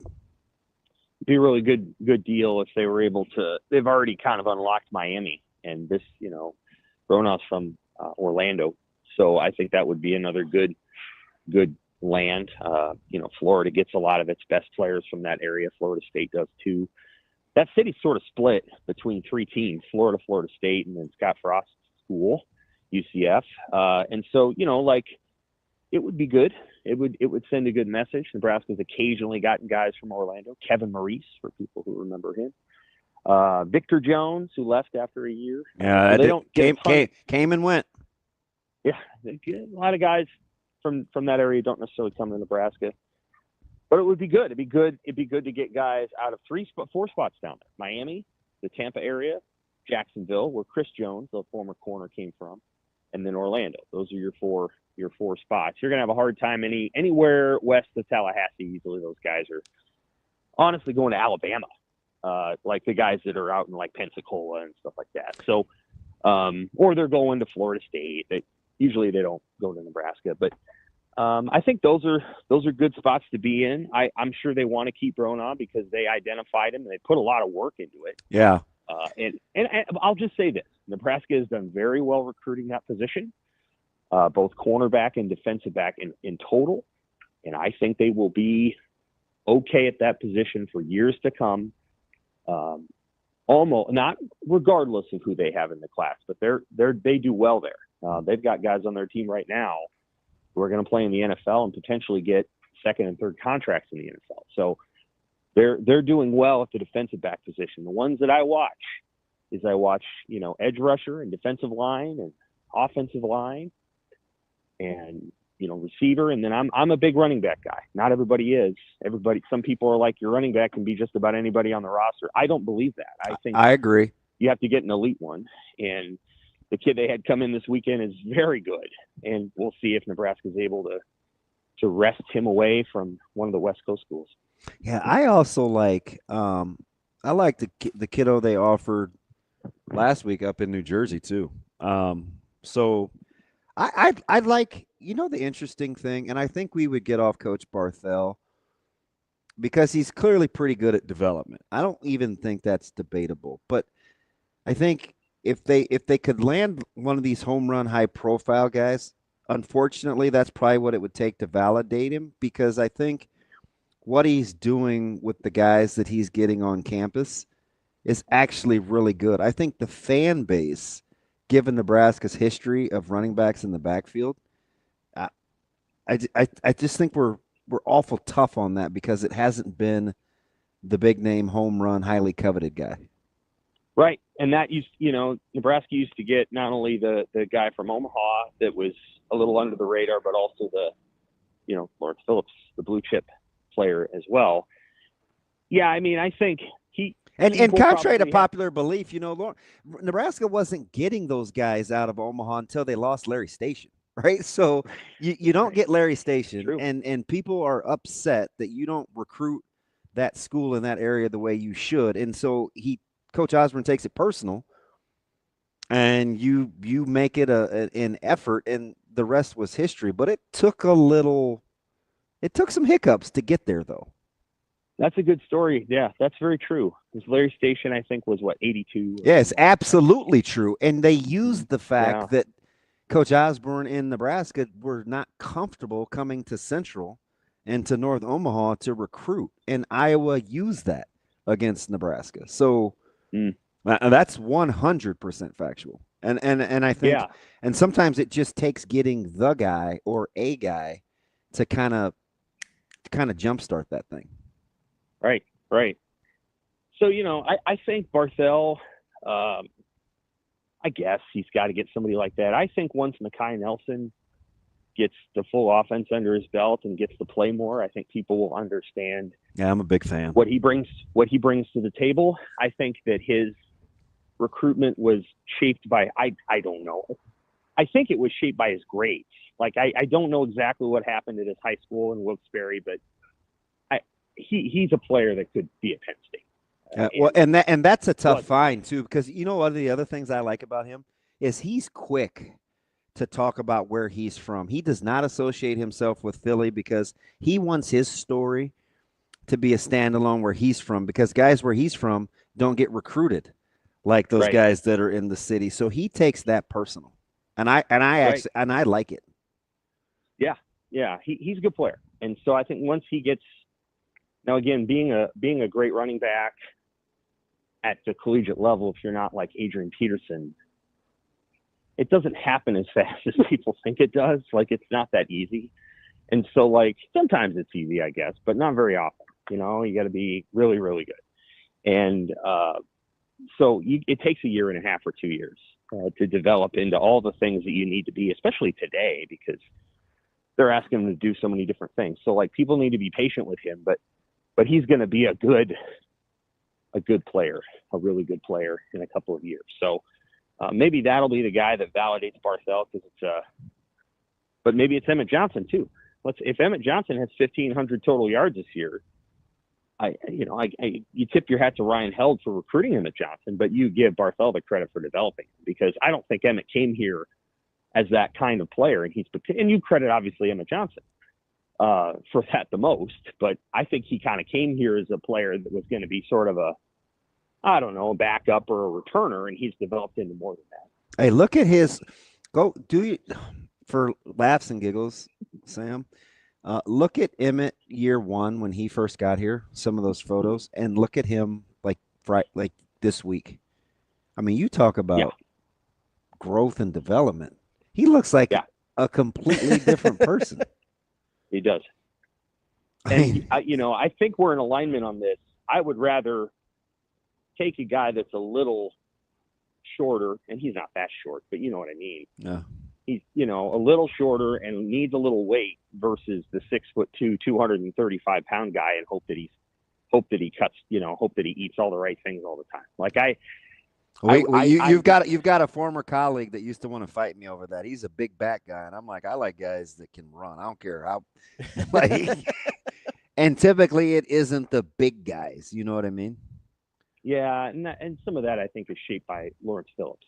Like, and again, he's unique, and there's a few of those out there, and I get that. There's a lot of people that have fondness for the big backs based on a handful of them. But the reality is, I'll take an Amir Abdullah any day. And you know what? We got him by accident.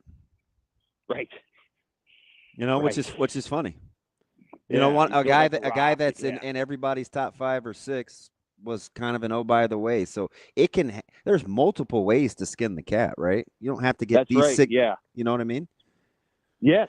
Yeah. And that's, again, or Corey Ross, who wasn't a big guy. Like, I like guys that are hard to find in a pile, and they kind of come out of nowhere, and then they get off. They come out the other end, and you can't find them, and then you got to try to tackle somebody that's 5'7", and that's hard to do because you got to get low and all that. So, like, I like the little guys.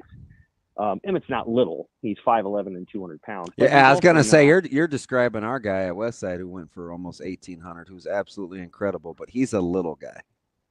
Right. Yeah, Emmett's not little. He's more of a maybe a slot receiver size, but But I also know there's a romanticism around the giant backs, like the guy that Minnesota had multiple times. But number 27, I can't remember his name, David something. From Gophers? Yeah. Mo Ibrahim was pretty big too, but they had a guy, Ibrahim, yeah. David something, and he was like 6'2" and 230. I mean, I like those players too, but you've even seen it here. Like there was sort of this weird fascination with like Jaquez Yant for a minute, and like some of those people tried to throw him. Never. You know what I mean, though. But like you see a big guy that can move at all, and you go, oh, you kind of get stars in your eyes a little bit. I'm like, right. Well, they have the Derrick Henry and the Eddie Lacy thing. And again, what I tell people is, I'm like, well, Derrick Henry and Eddie Lacy were the number 1 recruits in the country. So, and they didn't come to Nebraska. So, like, there's one of those guys. And you still had to hope that Eddie Lacy would eat all the right things all the right times, because it still got it on top of him. Right. I mean, Derrick Henry does all the right things. Right. Yeah, he's a but Eddie freak Lacy show. did not. Yeah. So, like, I'm more of the, again, that guy that's maybe 5'10" or. What is Cam Scatabo? What's his height? He's not real big, is he? 5'11". 5'11". He's thicker, but he's not huge. Quietly, I don't know how quietly, but they got a guy kind of like you're talking about in this last class in Jamarion Parker. He's 6 foot tall, but he came in pretty lean. And he's definitely not 6 foot. And that dude can run. Yeah. Yeah. Yep. He's fast. And again, it'll take him some time. Mm-hmm. I'm sure, to develop, and people have to be patient with that position.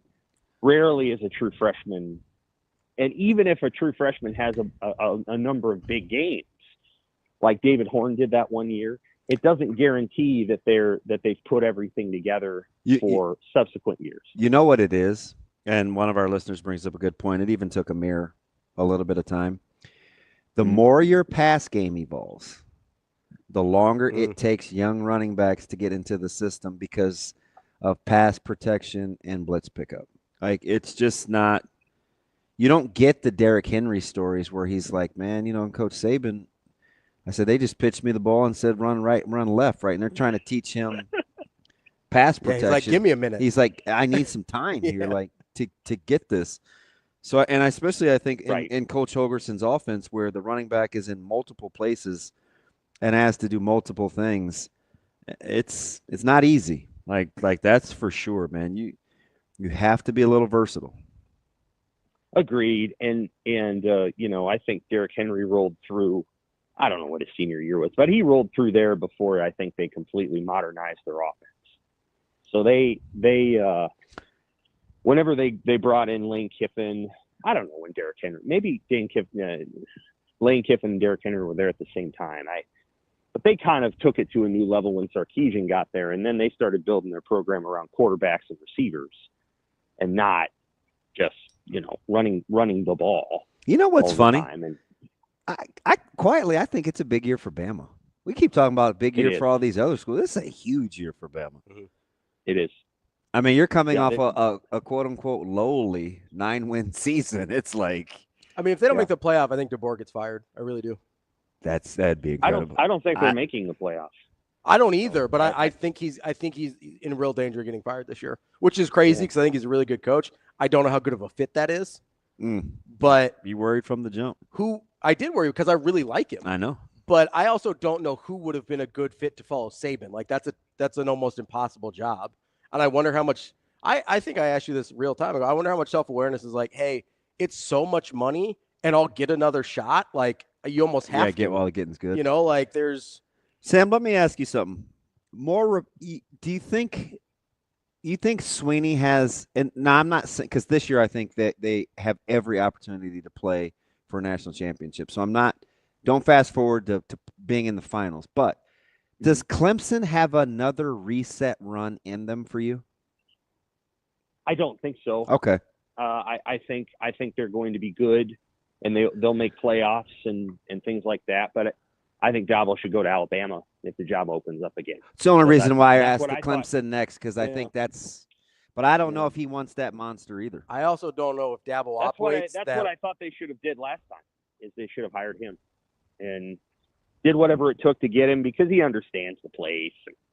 I don't know if I don't know, Sam. I don't know if he operates the way they want to operate. I don't know, man. That was a long time. That was a long time ago.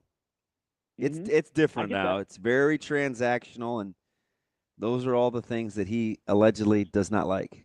Maybe that's good for Alabama. Yeah, he's built a good program at Clemson, and I don't anticipate, because they're in that league, I think it's going to be hard for them to consistently, elevate themselves. Let me ask you. You never know. Maybe they get the quarterback, and if they get the quarterback, they had two, great quarterbacks in a row, and then the rule of three. You almost never get a third one. You might get back-to-back great ones, but you rarely get three in a row. And then once that happens, and you build your program around quarterbacks, and then you don't get them, then you almost have to rethink it. And Ohio State is able to deal with not having a great quarterback because they have an incredible roster around them. But Ryan Day darn near got fired because they didn't have a guy after C.J. Stroud. Let me ask you something real quick, Sam.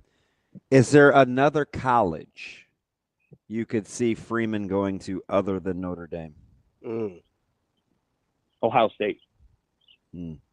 Yeah, his alma mater. But that would require Ryan Day desiring to go to the NFL, which he could do at any time. I'm sure there would be a job waiting for him at any number of professional teams, because I actually think Ryan Day's temperament suits the NFL.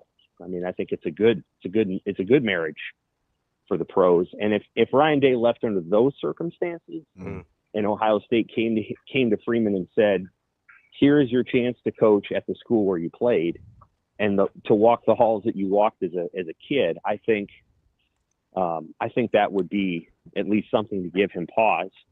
The other school is USC, and depending on what USC wants to do, they have an incredible. It's a big year for Riley because he's got that huge recruiting class in 26 that looks fantastic. That could fall so apart. So they hired a GM win. from Notre Dame. Yeah. So USC hired away Freeman's general manager, and some people, not a lot, think that was a pretext to he's going to stay, regardless of what Lincoln Riley does, because he's from out there. And so he's staying no matter what. He's so good, he's going to stay, and we'll pair him with a coach. And there's Marcus Freeman. And then there's, will Marcus Freeman decide to become an NFL coach? Yeah. Like he might be in the Steel City. He could do that. Well, he might be there, or he could if what's his face ever decides he wants to be a broadcaster, he could go to the Rams.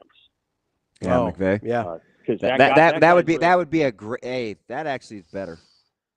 That because in a similar vein, Freeman's young. His personality could run that building because that was everybody in that Rams organization said it's not McVay's brains.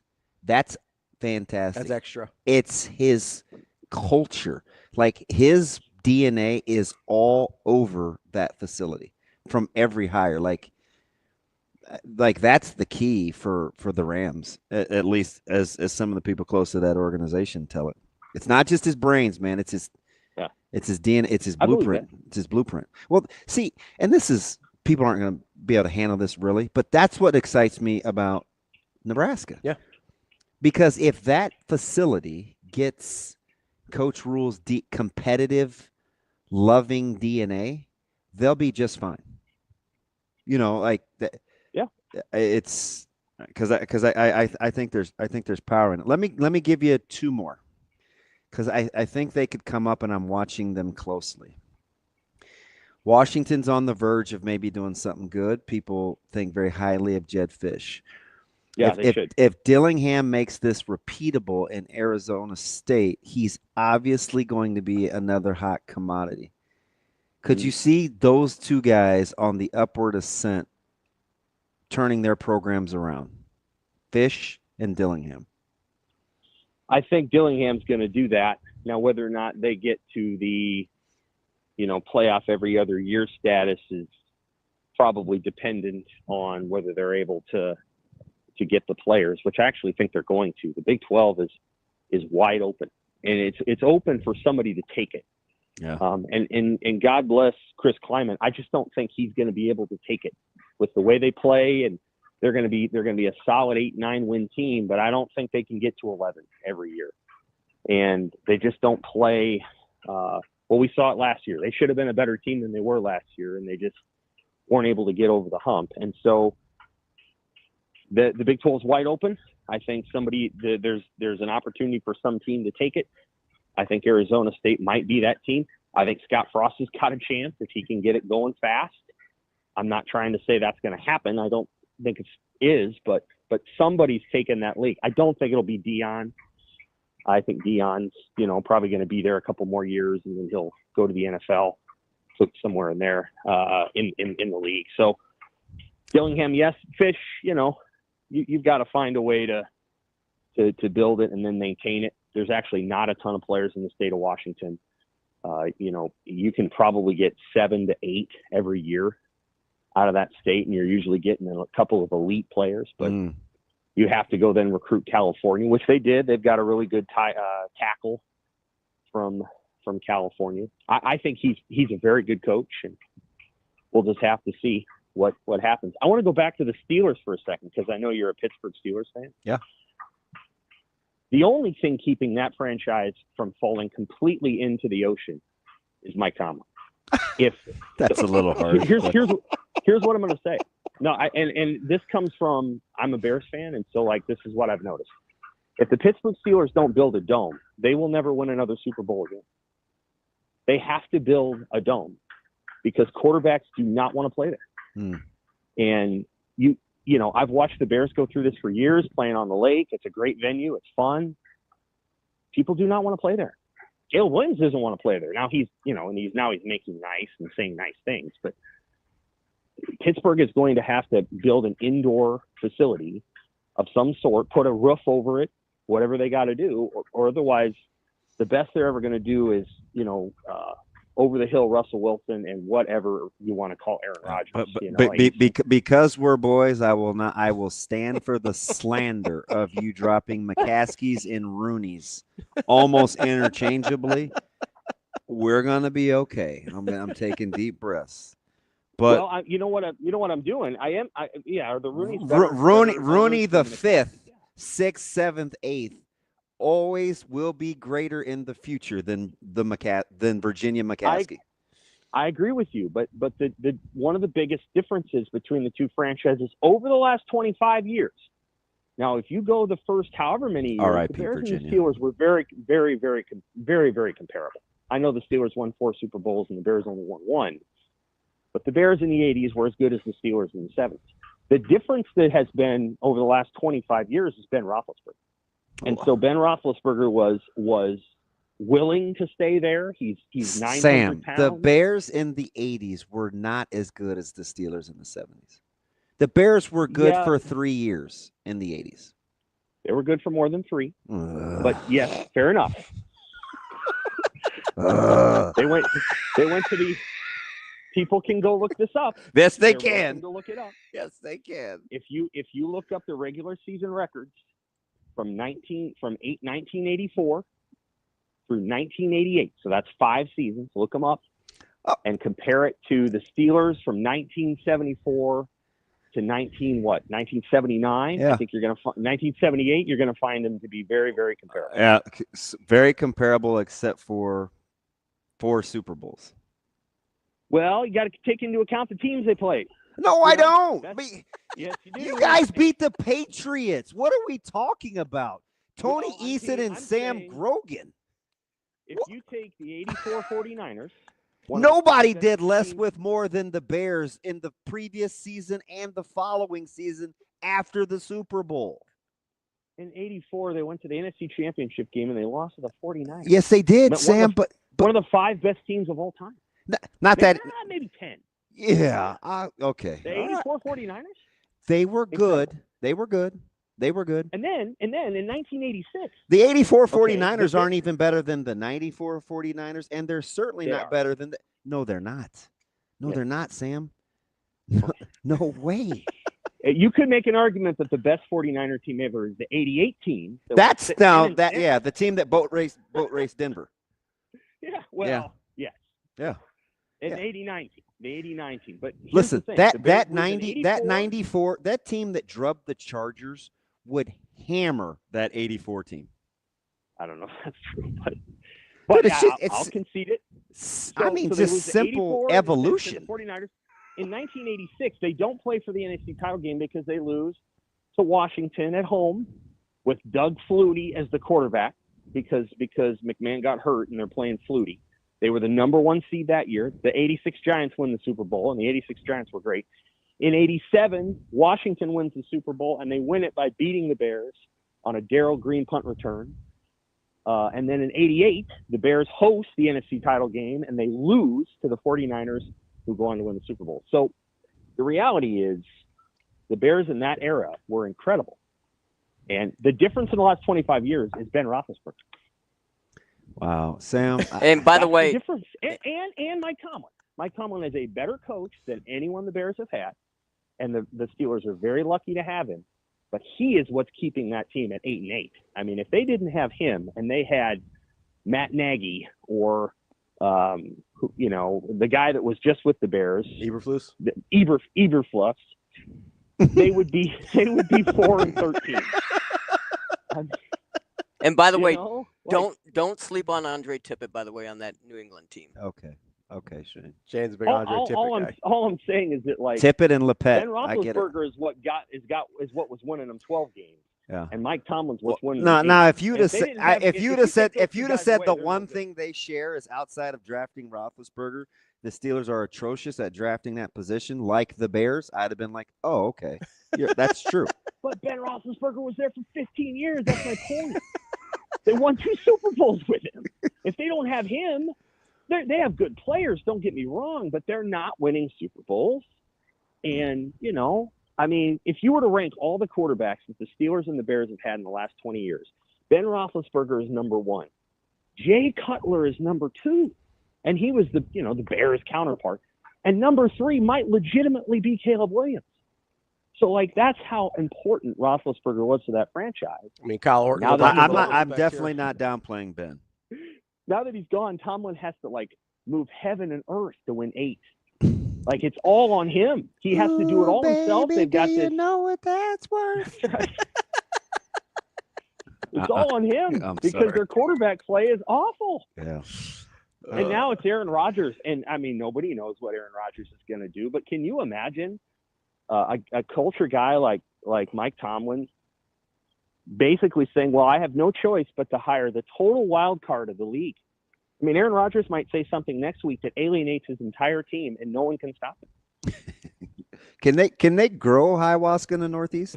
I don't think it's at the climate for it. And again, he's super talented. I mean, Rodgers is a super incredible, one of the most gifted players in NFL history. But he doesn't have a lot left, and he is toxic.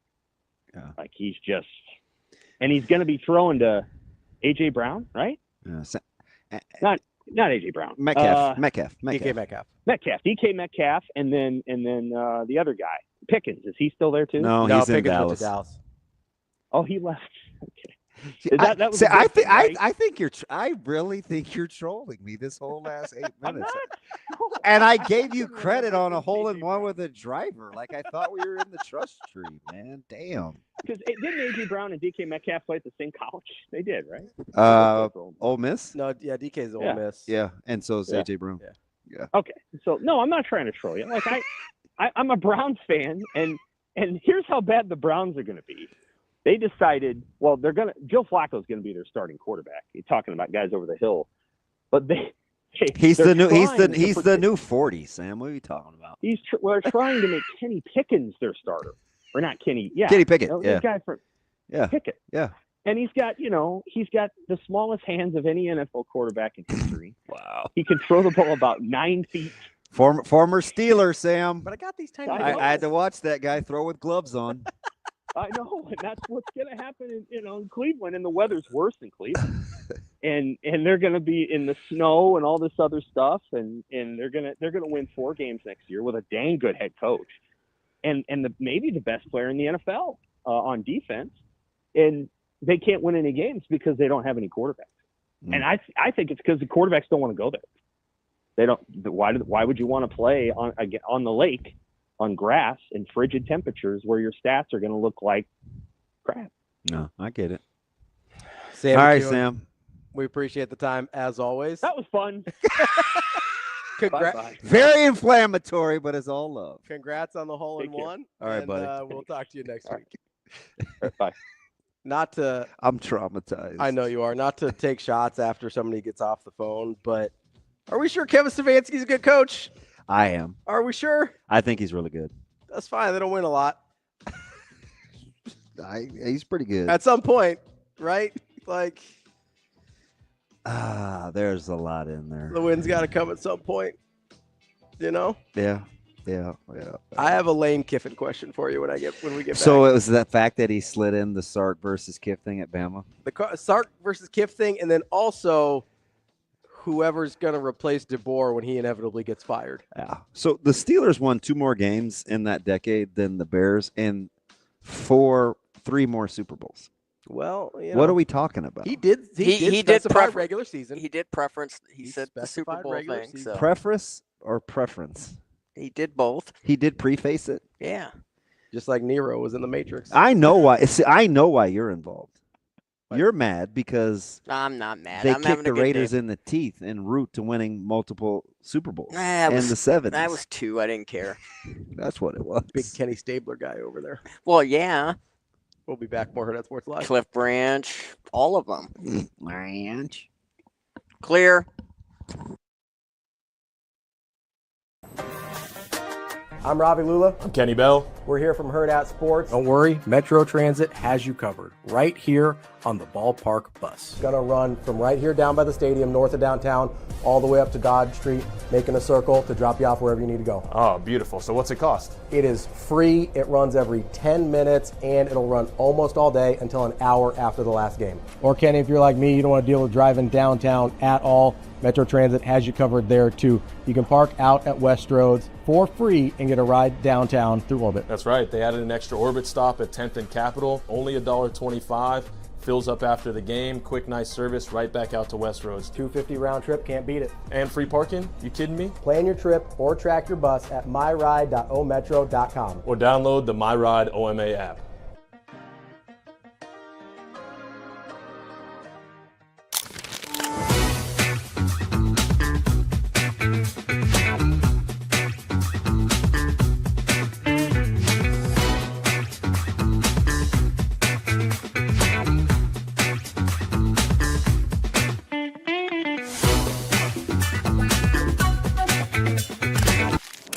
Aspirations can drive us. Sometimes a simple gesture is what fuels the pursuit of a dream. When it's time to make your dream a reality, we are here to help.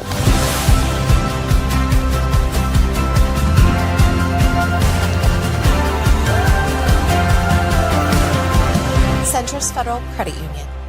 We are where you are.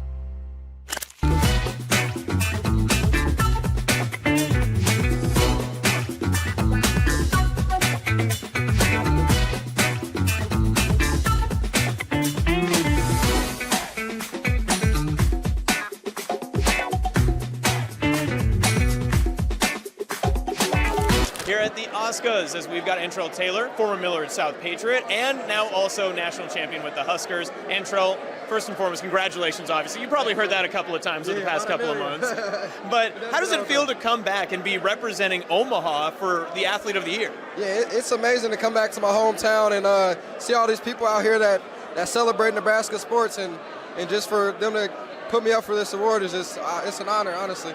And I know you've talked so much about the Omaha community, your Millard South connections as well. What does it mean to come back to here and just see all of these bright faces that are here to support you and celebrate you as well? Yeah. Like I said, man, my coach Manny right there. It's amazing, man, to just see where I've come from as a little kid. Like this type of stuff I used to dream about. So for me to be here, standing here, I'm very grateful, you know.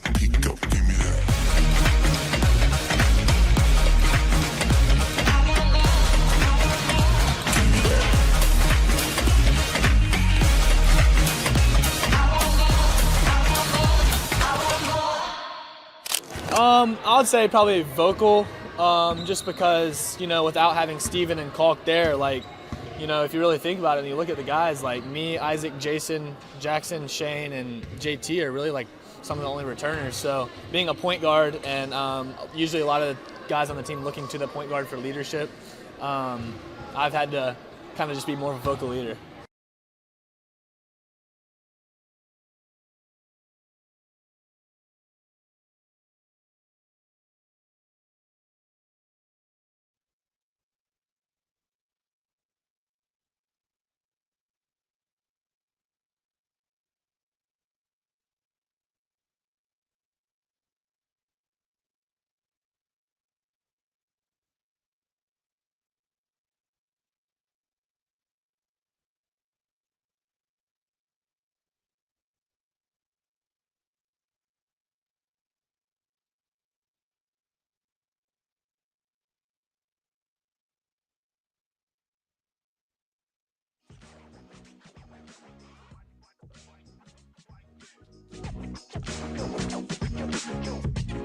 You're listening to Hurrdat Sports Live.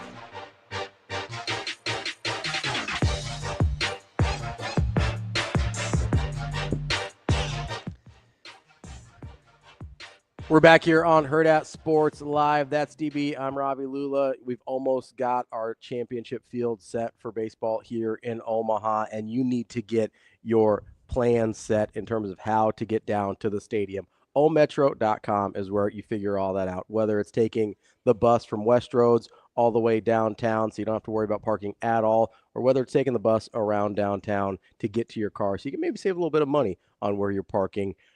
Metro Transit has you covered. Go to ometro.com for more info and to plan your ride. DB, I want to talk about Lane Kiffin. Because I thought you were going to talk me off the ledge. I'm better. No, I'm not going to talk you off the ledge. I like that you got all bristled up with Sam there. I enjoyed that. I don't know. The Bears underachieved in the 80s. I didn't. He did specify regular seasons. Yeah, he did, because there's no arguing the 4 versus 1, right? But he did specify regular seasons. There was an argument to be made. I don't know and why. You brought that up with wins. You said there was a 2-win difference. Yeah. So, I mean, he was right. For 70s or 80s, they were very similar. Yeah. Regular season teams. But they underachieved in the postseason versus the Steelers, who did not. Yeah, and which is fair. Well, they lost to this team on that play, and it's like the more accurate would probably be the 49ers were the Steelers of the 80s. Yeah. The 4 Super Bowls, the dominance, like they were the more corollary. I wonder why I wanted to get into why he likes that 84 Niners team. Yeah. I think the 89 Niners team is the best one. They were incredible. Like that's the one. Go back, look at the 94 squad though. Oh, I know. That's one of the first teams I remember. And they were so good. They were loaded. Yeah. You've got Young was Ricky Waters. They were just so dynamic. I mean, Young and Rice are givens, right? Yeah. But then you had Brent Young, the tight end, who was really, really good. You had Ricky Waters, who was really good, and the defense was incredible. Ken Norton Jr. was on that team. Man. Deion Sanders was on that team. People forget. Those guys were legit. I believe, was that Dana Stubblefield was there? Yes. I don't know if Bryant Young was there yet. I hate to talk about, what's fine. I mean, it's been 30 years. You got to throw me a bone every once in a while. Yeah, Stubblefield had just gotten there because he was a rookie, I played against him in Lawrence. Yeah, he was a rookie. Him and Chris Mamalonga. In 94. Yeah. Really good. Really I good. got my head torn off in Lawrence. Really? Oh, yeah, man. Broke open the... Never mind. Oh, yeah, I got smoked. Is that funny? Or It was a little funny because you were just like, oh, yeah. Yeah. I mean, rocked. It's I kind might of have smoked it too. It's kind of funny how quickly some of those things come back to you, like when you just think about it. Because like in that moment right there, that's kind of what I was laughing about, is you went from like normal DB to, oh, I feel like I am right there getting my head ripped off again. Yeah. It's the second hardest hit I ever took. What was the first? In college. We were running sprint option to FSU's sidelines in the bowl game, and I was annihilated by Marvin Jones. Oh, Marvin Jones was good. Yeah. Marvin Jones was big. That's the one I told the story, Shane. Remember the dude told me he wanted to see my liver bleed? Yeah, that was not. And I told T. Phrase, back in the huddle. I was like, man, these dudes are out here hitting. And he like made it seem like I was scared. Like, man, if you're scared, you need to go on and sit down. I was like, all right, man. Can I not make an observation? Yeah, there are just some funny conversations, man. Like you would laugh if we were mic'd up. You know who I forgot about from that 49ers team that I really liked randomly? Who? Merton Hanks. Yeah. I loved Merton Hanks. The neck? Yeah. Was he Cal? Yeah, I think so. College? Yeah. I believe he was Cal, yeah. I think Merton is a Cal Bear. Is a Cal guy. I liked Merton Hanks. I forgot Eric Davis was on that team too. Eric Davis was good. Eric Davis, he was legit. Can I? He was real good. Merton Hanks before or after the Raiders? Listen, so I was in Carolina. I was in Carolina with ED. Were you? Yeah. ED. I probably shouldn't say this, but no, I'm not going to. But Eric Davis was not. Oh no, Merton Hanks was Iowa. Iowa, yeah. Iowa. Yeah, I should have known. That's right. Iowa. That's right. ED did not like Jerry Rice. Really? Yeah. We were just talking about like greats and stuff. Well, what was it? Can't say? No. Okay. No. All right. I mean, I bet this ain't Gil's Arena. I mean, we say some stuff out here. I'm just saying.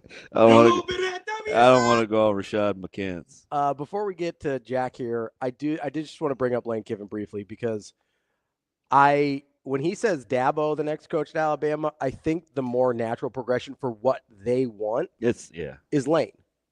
And I also think that could be the wrong hire. I love Lane, and I think he's great. I do think Dabo maybe is a little bit more of the reasonable kind of toned down thing that they probably need in Alabama. Like he's a little more Saban than Lane Kiffin is. But I also just want to bring up, do you know how many 10-win seasons Kiffin has at Ole Miss? I'm going to say 3. He's got 3. They're all in the last 4 years. Yeah. Do you know how many 10-win seasons Ole Miss had? How far do you have to go back to get to 3 more 10-win seasons for Ole Miss? Under the same coach? No, in total, 10-win seasons at Ole Miss. He's got 3 since 2021. 3 in the last 4 years. How far do you have to go back to get 3 more? It was pre-Chucky Mullen, so that's the 90s. That's accurate. I'm going to say they had a little run. I'm going to say the 50s. You have to go back to 1971 to get your third 10-win season. Okay. Well, 50 years. Yeah. 50. You think Kiffin's pretty good? I think Lane Kiffin might be pretty good. Yeah, you're going to die on that hill. Because the last time I got you to bristle up, it wasn't even me. It was the Sark versus Kiffin last week. And you lost your mind. I think Kiffin's better. Who said it? Was it somebody said it? Shafe? Well, I don't know, but I mean, Sam just intimated it again. Yeah. That Lane at Kiffin, the time at Bama? Yeah, Lane Kiffin convinced Nick Saban to change his offense. Oh, no. It's not like Saban had not been successful to that point. Sark was just the guy that followed Kiffin.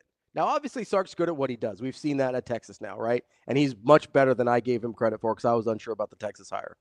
But let's not pretend what would Lane Kiffin do at Texas? It's not like Ole Miss is an easy place to win. Oh, I know. That's a hard job, Oh. as evidenced by the 3 10-wins seasons in 50 years prior to Kiffin. That's a really hard job. Not saying Texas is easy, but it's hard in a different way. Yeah, because he left in 17, right? Kiffin left Bama? 16 was his last year. Yeah. 16 was his And it was last in a year. hurry. Yeah. Yeah, he got out of there. He got out of Dodge. Huh.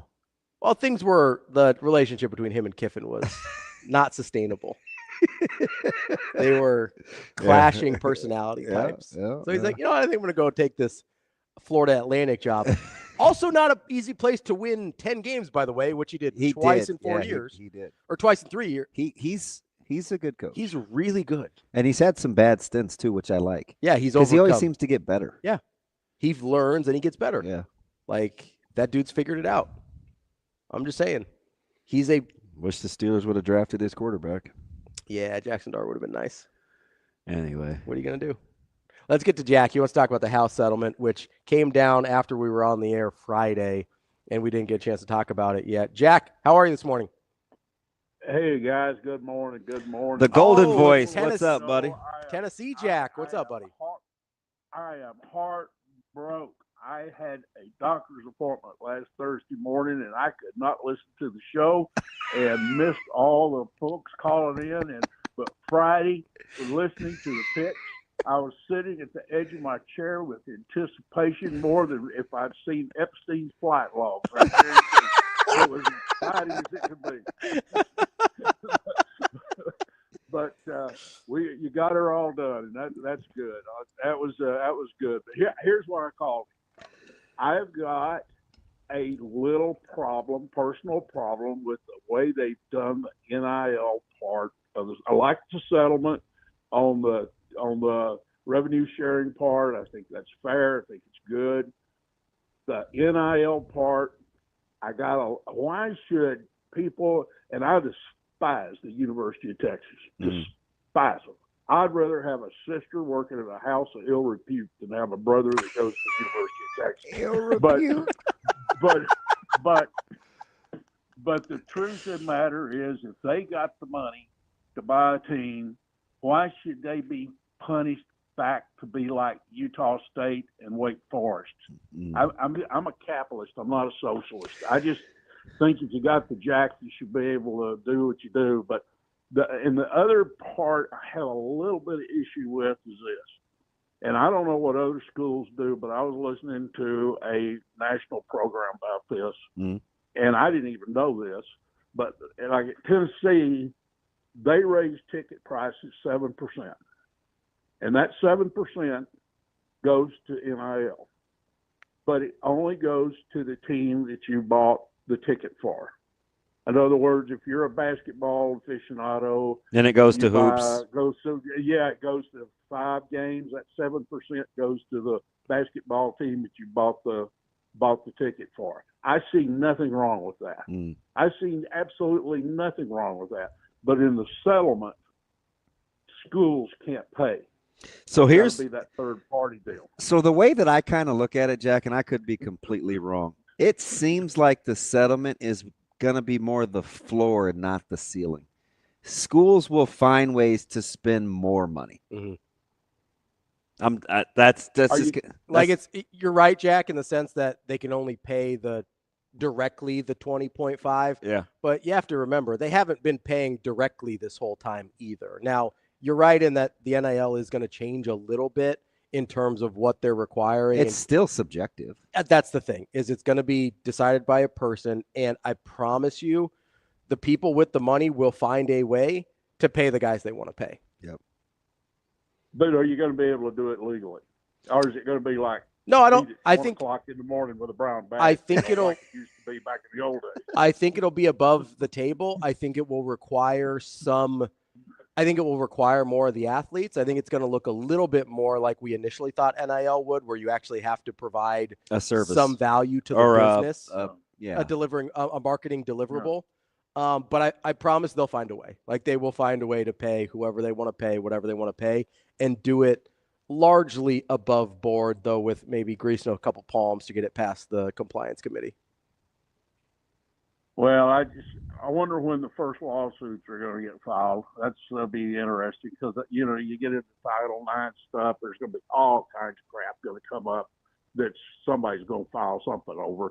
But I general purposes, I like it.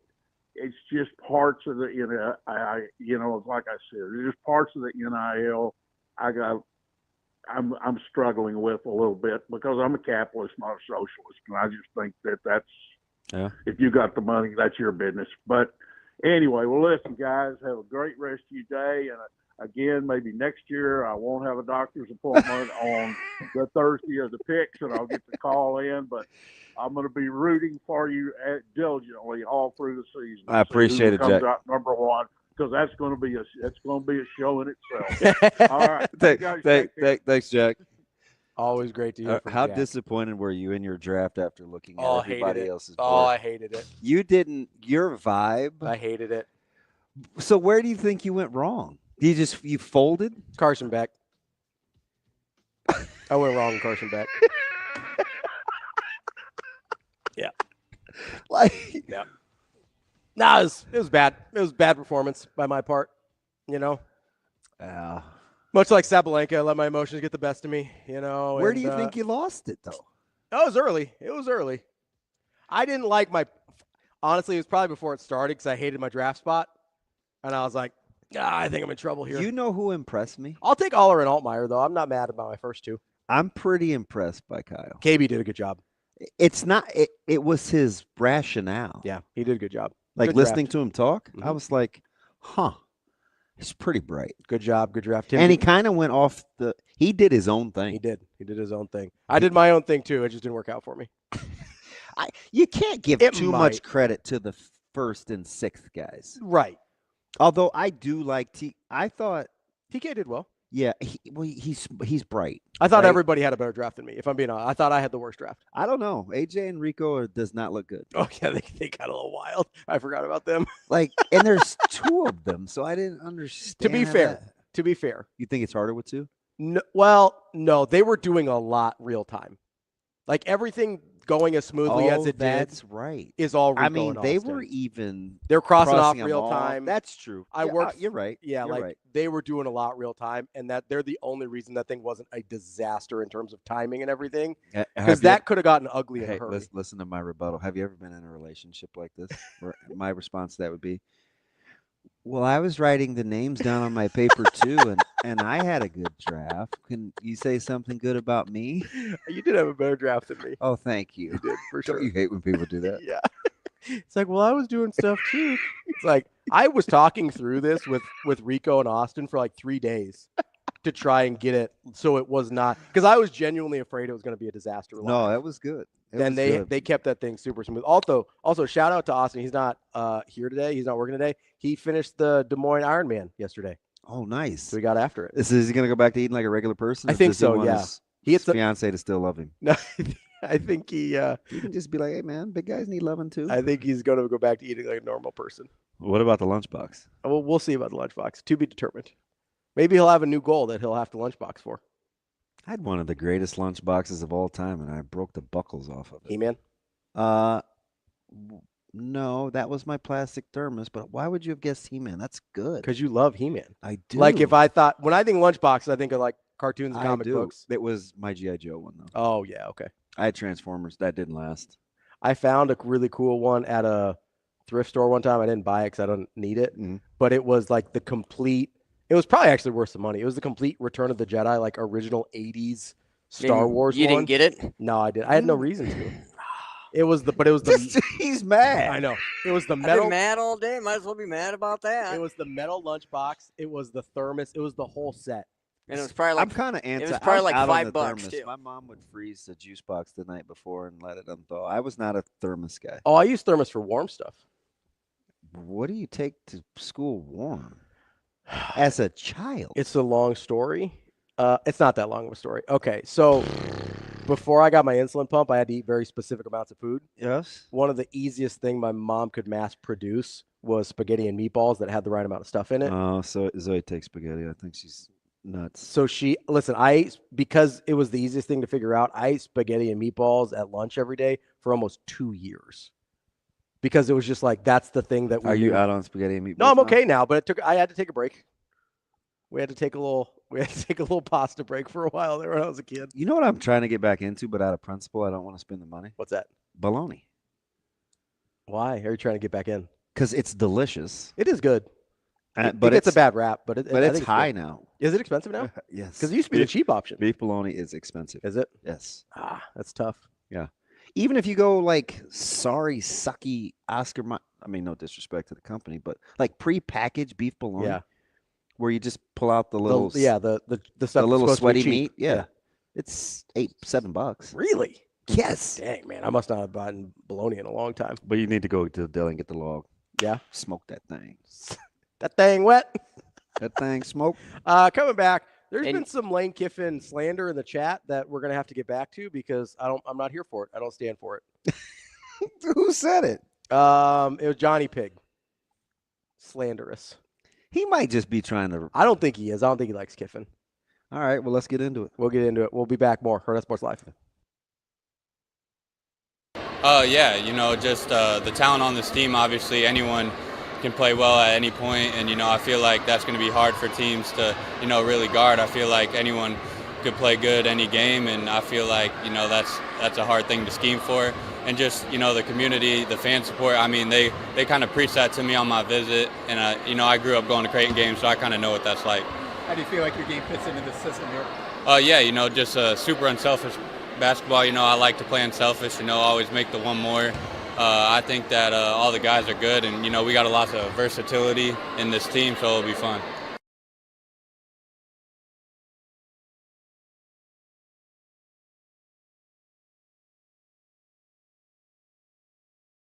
Here at the Oscars, we've got Christian Jones of Omaha West Side, future Husker, hanging out. Okay, so first and foremost, I'm going to put our camera guy Brandon in some trouble here. Okay. Your shoe game is phenomenal. I mean, what is this? They're on clouds, the running shoe. Okay. So you got to be comfortable. We're standing a long time, so my feet are important to me.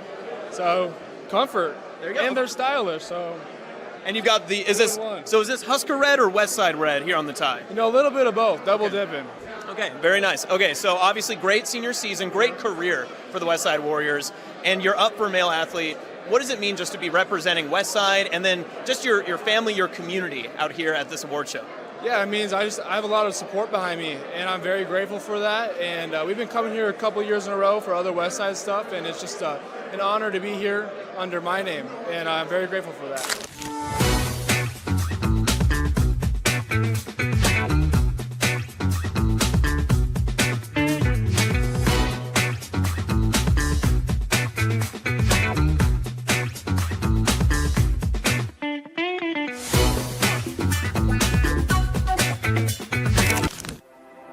At Centros Federal Credit Union, we have the tools and resources to help our members fulfill their financial goals, with a focus on building a stronger community for the next generation of leaders.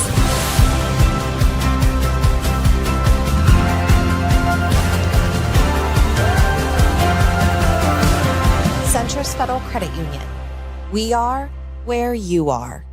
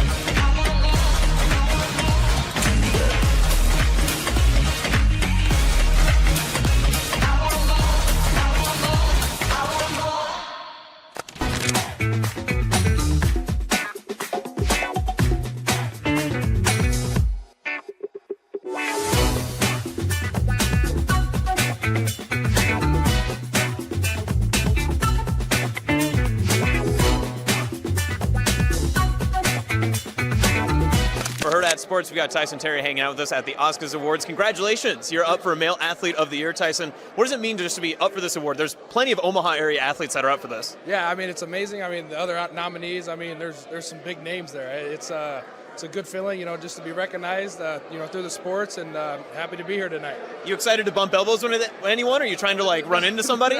Not right now. I'm making sure my knee's all good, but no, yeah, I'm actually good friends with a few of them, so it's gonna be a fun night, I think. Yeah, no crutches or anything. So are you feeling good, or is it just for the suit? No, yeah, feeling good. I just got a little compression sleeve on. That's about it, and so yeah, right, feeling a lot better though. So obviously, being up for an award like this, it means a lot. And coming out of your senior year at Omaha North, what does it mean just to be an Omaha athlete and come from this area? Yeah, I mean, it's an amazing feeling. just to kind of put North on the map here. I mean, it's my whole family went there, so it's kind of like. I love support, kind of just being able to be at North and, do the things that I've done. I love, just kind of putting them on the map. So, yeah.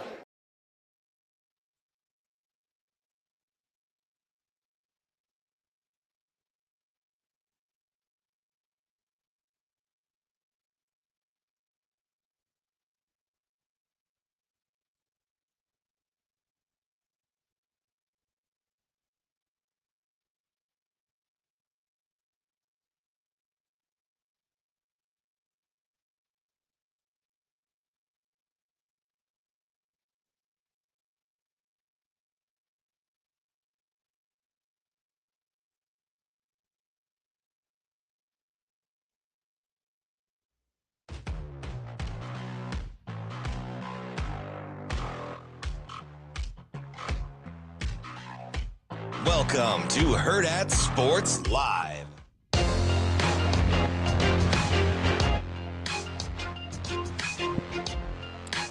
We're back here on Hurrdat Sports Live. That's CBM Ravi Lulla, presented by Centris Federal Credit Union.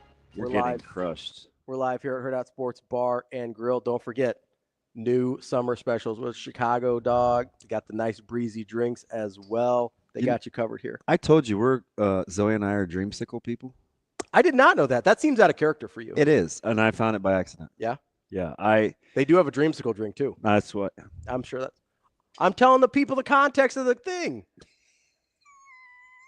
I didn't even hear all of that, but it was just kind of funny.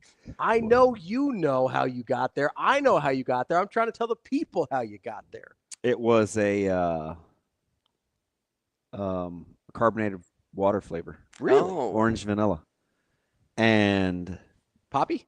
Or Waterloo.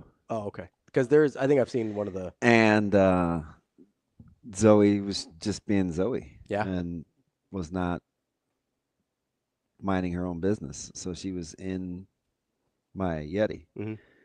And she's like, oh, this is so good. So I said, oh, it's a variety pack. And so every now and again, she'd have Dreamsicle or orange vanilla.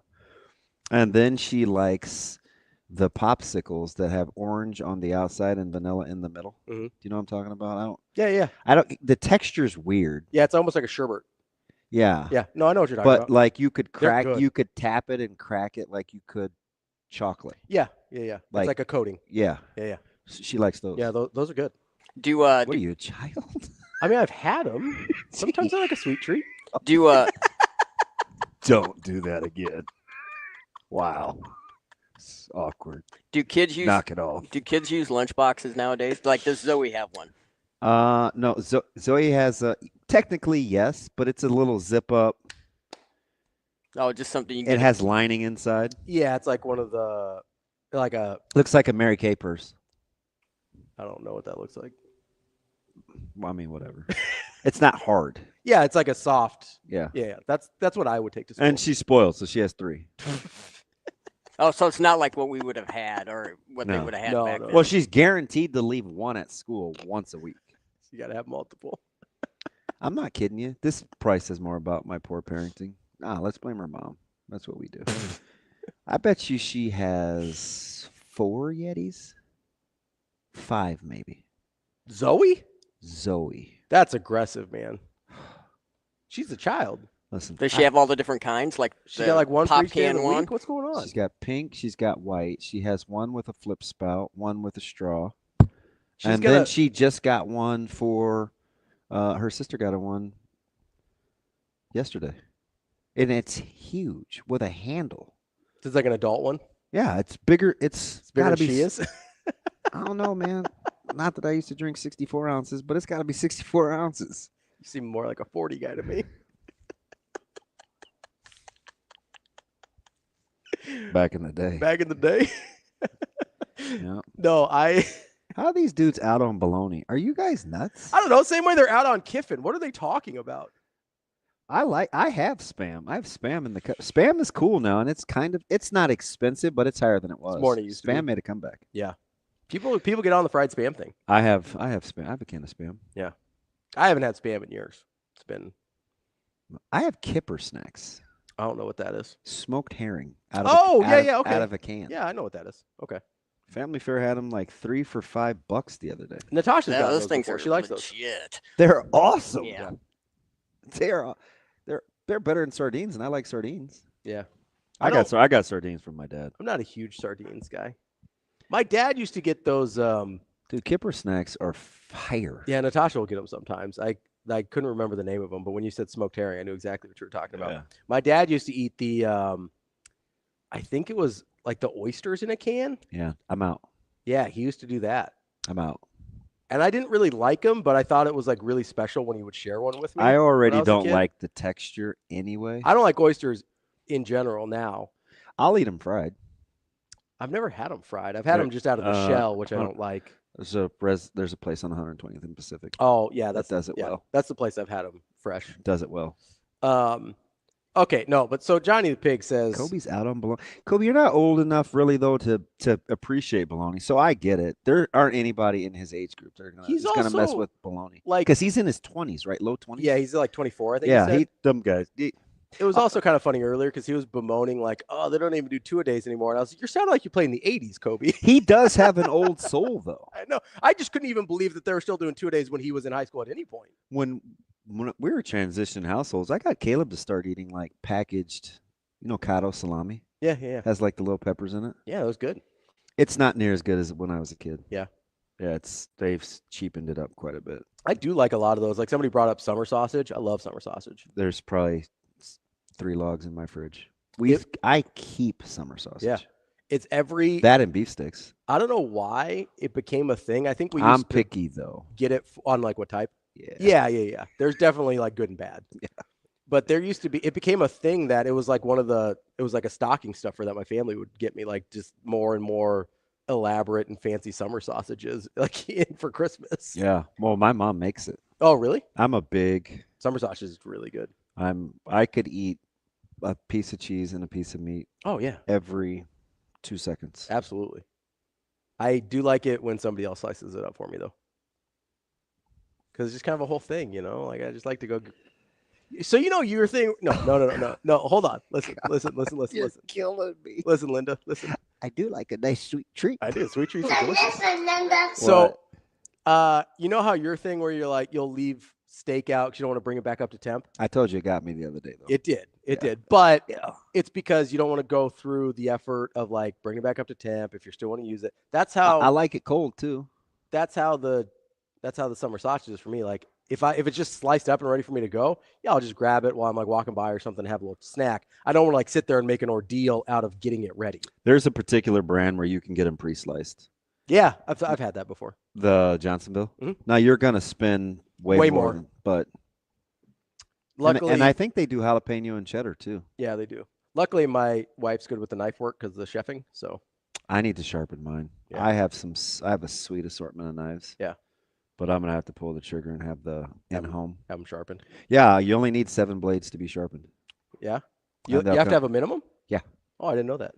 Well, I mean, you're not gonna come out to somebody's house for 1 blade. I mean, the price is right. Dude, I'm so antisocial. Everything is in-home.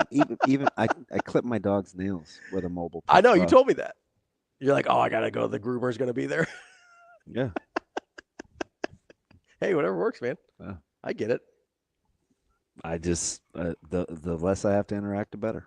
I know you don't like interacting with the public. It's not.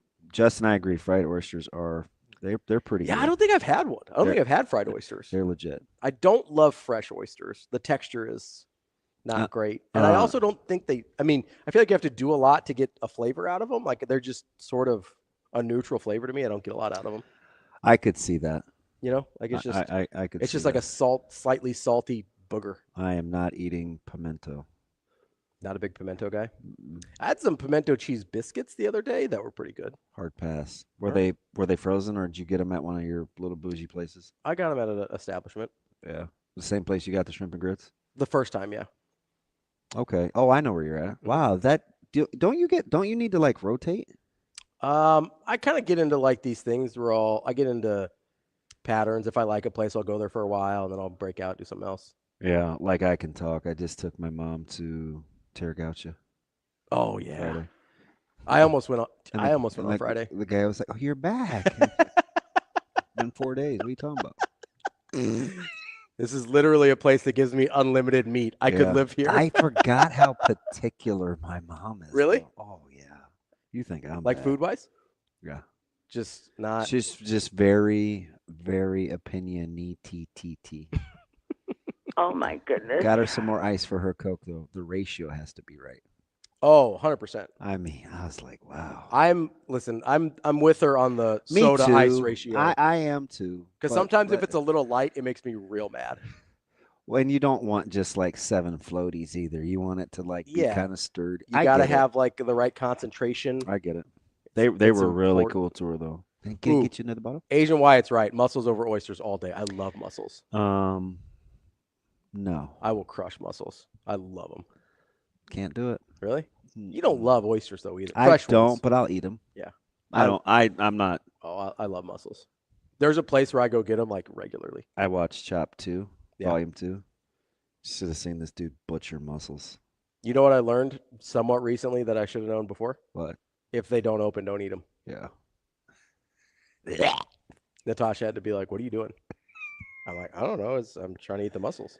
She's like, "Yeah, that will make you sick, like in a way that you've never been sick before." I was like, "Oh, good to know. We're gonna put that one back." Kind of like that old steak the other day. It was like 2:30. I should have called you. In the morning? I was like, "You're right." I probably would have answered. That joker was like, but I did get it. It's probably like a 7 or 8 day window because anything under 6, I felt pretty good. And I had smoked it too, so maybe it was how the old hickories had settled and hit me. It wasn't. It probably was. I might have smoked it too. It was old meat that you did not treat well. It's not true. That's what happened. I had some 5-day-old salmon yesterday for breakfast. I'll go depending on. So I'm very good about putting things in the fridge. So I'll go up to a week on most things. It was amazing. I'll go up to a week on most things, but I'm very diligent about taking care of those things and putting them in the fridge where they belong. And it was cold smoked. Yeah. A little bit of that W sauce. Which, by the way, I'm out. Out of W sauce? I'll show you that tri-tip I did. Yeah. What'd you do with it? Smoked it. No, but I mean, what'd you use it for? You just ate it? Yeah. Okay. 'Cause sometimes you like use it for something. Mm-mm. Like fajitas or whatever. I ate that thing like a steak. You've tried to for fajitas before, right? Yep. Okay. So I'm not crazy. I was asking a real question. No. That's what Jay used it for. For fajitas? She put it on like a, I don't know, it's hard to see that far down on the table, but it's like on the other end. There was like lettuce and she made I don't know, there's a lot. I've had some very disappointing Mexican food lately. So Zoe likes enchiladas now, so we do a lot at home, like homemade pico, homemade everything. Do you do the guac homemade? Oh yeah, she Homemade runs. guac is She good. runs through. Those are avocados, right? Yeah. Yeah, probably 4 a week. That's a lot. By 4 a week. David, you're right. Scallops are the bomb. You're not That's gonna my favorite. Yeah, I love scallops. Any place that has good scallops, like I will go there frequently. I Yeah. love scallops. So one of the foodies I saw that wants me to do like one of the local tours with him. Mhm. The only reason I found him is because I watched him do scallops in his kitchen. I didn't even know that he did like food prowls. And now he's like my guy. I love He's like, we need to collab, man. Right now I'm doing hot dogs out on the golf courses. I'm like, yeah, I won't be a good critic for that. I'm a great critic for that. I mean, I'll just eat them. Yeah. No, I'm very particular about hot He's on dogs. like the burger one. They're funny too. Like funny dudes. Yeah. But I got a new one too. My man Dago and O. You told me about him. I don't think there's a taco place he hadn't been to. Listen, there's a lot of taco places in Omaha. Yeah. I gotta branch out. I've had some disappointing Mexican food as of late. I was in South Omaha a couple weeks ago. It's upsetting. Not South Omaha, because of a food review. Yeah. And I got fried chicken.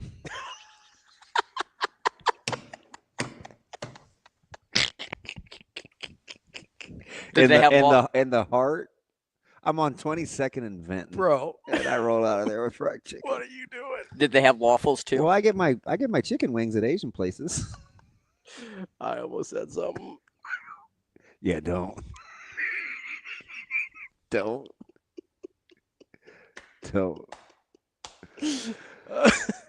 And it's just Zoe and I too. So we're there. And she had enchiladas on the brain. What'd she walk out with?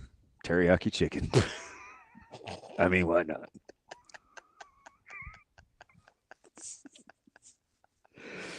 Yeah. And you don't go to Pizza Hut and want a hamburger? I mean, listen. It looked so good. It caught me off guard. It totally threw me for a loop. So I will say when I go to steak places, a lot of times I will get seafood. No, I'm with you. Because that's usually where the best seafood is steak places. So we got invited, and I have to see who's paying, because if it's me, I'll never go. But there's the new steak place, because the chef gets his hair cut right before me. Oh, yeah. And he's like, no, you need to come on out. He goes, Is it a place by Terragacha? Uh-huh. Okay, yeah. He's like, yeah, we got great seafood. And he's a cool dude. Like, he offered to come cook at our house. Really? Yeah. Man. He's legit. Yeah. He is legit. You know, and he just started out just getting Salted Edge going and stuff. And he kept talking about the seafood. Mm-hmm. And I was like, I can appreciate that the name of the place is what it is, but you're telling me about seafood. Mm-hmm. And then he and my snooty barber got into like Eddie V's and some of these chains with seafood. And I was like, Eddie V's is overrated. I've never been to one. Overrated. They don't have one here, do they? No. Okay. Kansas City's the closest. Oh, okay. Yeah, I've never been. I don't go to Kansas City a lot. But they have good. They do scallops. Oh, Eddie V's? Yes. Yes. Maybe I'll have to make a trip in August. Yes. Maybe the 28th. Legit. That'd be worth it. You want to do a show from Kansas City on the 29th? So I've thought about that because I don't have our flight time yet. That's like a 20-minute flight, isn't it? It's so short. Yeah. Yeah. It's perfect. No, it's great. Yeah, I wouldn't suggest you drive. So I'm hoping we go at night. I'm hoping we leave at night. Okay. But he's a big body clock schedule guy. Yeah. So maybe it'll be the same. But I just don't think he wants to sit around in KC all day. Yeah. Because normally we land wherever we're going and we're there by 4. Mm-hmm. I don't really want to be because number one, I want to go to practice on that day. Yeah. 2, I'm still hoping we can move the game. You're right. So that morning, I could do the show. On Friday? No, Thursday. Thursday, yeah. Now Friday, I assume we're just coming right back and doing. I'll be back before you. Yeah. Barely though. Maybe depends on how fast I get out of there. Yeah, that's true. Because I mean, it can be a mess. It's 50 minutes in the locker room. Yeah, but it can be a mess. Plus getting out of presser. there. Yeah, I'd have to hustle. It'll be close. You'll beat me back, and we'll turn around and do the show. Yeah, which should be exhausting, but whatever. Yeah, I'm trying to decide what I want to do for that. If I was going to Kansas City, I certainly wouldn't go to Eddie V's. Yeah. Although it's fine. Yeah, it's just no. There's other stuff. It's just a high-end chain, right? Yeah. Which I enjoy a high-end chain, but probably wouldn't go just for that. You know me, I'll probably DoorDash something to the hotel room. You're definitely gonna DoorDash some sushi or something to the hotel room. No, I'm so traumatized that you're DoorDashing sushi. It was New York. I know. I don't think sushi holds up well when it travels. Their drivers are on motorized mopeds. Yeah. I mean, they're rolling. They're zipping through there. Yeah. He didn't speak a lick of English, but I got my order. Hey, that's all that matters, right? Yeah. No, not I. Johnny, that place is overrated. That place is overrated. I get the joke, a ribeye, but it's okay. Well, especially for barbecue. It's not even real barbecue. Johnny Pig's having bad takes this morning, so it's fine. He's the one that was on Kiffin. Yeah, I need to get back to that before we get to Joel. Yeah. Yeah, he said that he's not in the top 5 SEC coaches. Currently? Yeah. And then he throws Brian Kelly's record at me, and I tell you this. Would you rather have Brian Kelly or Lane Kiffin right now? Lane Kiffin. Absolutely. Not even close. Yeah, I don't even. That's not a question. I don't think Would you rather have, in their current situation, Caleb, and you speaking of a big year, LSU better perform. If they don't perform, he's in trouble. Like actual trouble. Yeah. And LSU's got way more resources than Ole Miss does. I know Ole Miss has a lot of NIL money. The rest of their infrastructure is not nearly as good as some of these other schools. Do you think that's a hot take to take Kiffin over Kelly? I don't think so. Today, it's not. Kelly has a better resume. I get that. Kiffin is the better coach right now. I think that's clear. So I didn't even blink at that. He said top 5. He said he's not in the top 5. So Kirby, obviously. Okay. That's fine. Sarkisian, I'll take that. I would not. I will, just because current spot, he's been really successful. I think if you switch spots, which I know we don't love to do. Wait, timeout. And I like Sark, but I'm not. More than I do. Kiffin's has 10 wins 3 out of the last 4 years at a place where you don't do that. In Oxford. Yeah, 100%. Sark just got to double digits ever. This year. Last year. Yeah. Ever. Yeah. At Texas. Oh, no, I won't concede that. Okay. Fair. Nah. I think Kiffin is at worst. It's not as It's not as obvious as Kelly. No, it's not as me dunking on a 6-foot rim. Okay. No. If I don't have a good argument for Sarkisian versus Kiffin, except Which is weird that you auto defaulted when I had to talk you into Sark last year. You did. I don't have a good argument against Sarkisian because of last year. I think he's fantastic. I would prefer Kiffin personally. How do you put DeBoer above Kiffin? You can't. You cannot. I'm gonna have to stop listening. And you can't Heupel? You can't. Oh my gosh. No. DeBoer's out. Kelly's out. Heupel's definitely out. He's trolling. There's no one else that's close. No. Kiffin is at worst the third best coach in the SEC. At worst. Yeah. You can make an argument for 2 over Sarkisian because I think he's got a harder job. And I think, I don't know, we don't like to do this. If you flip spots, Kiffin would be more successful at Texas than Sarkisian would be at Ole Miss. I believe that. Wow. I mean, he put Heupel and Dude, Kiffin. he doesn't. That's crazy. Mm.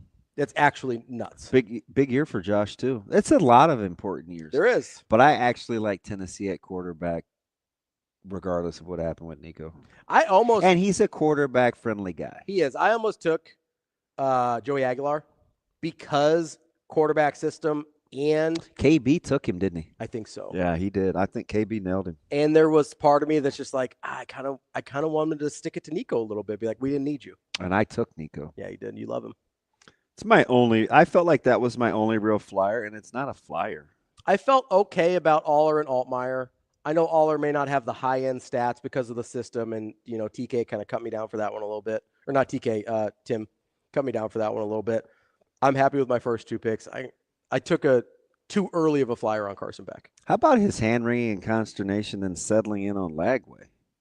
I thought it was a lot. I was like, what are you doing? I was like, that's your dude. You've been although I will say this. Michigan Lance has me scared. About Lagway? Yeah. And listen, I don't have any strong opinions either way. I'm way different than you. Again, I don't think he's bad. I don't understand why we're giving him benefit of the doubt. But the one thing that did interest me was when he talked about guys, there is something to guys just feel like they're winning when they're playing with you. I know firsthand what that's like. Which is great. And if he does have that, that's different.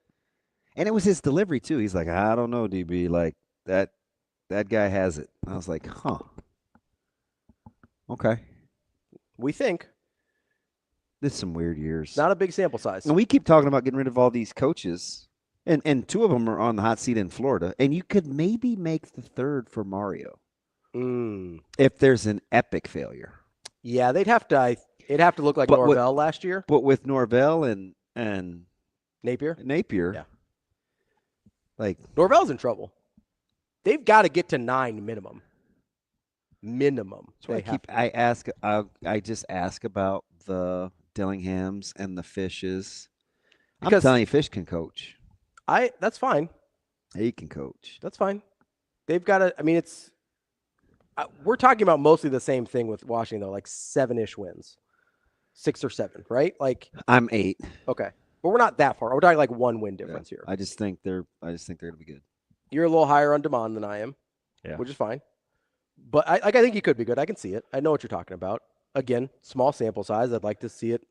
I mean, if he won 9, if Fish won 9, that's a huge if accomplishment. Fish won 9, huge accomplishment. He's going anywhere he wants. Yeah, he can pick a job.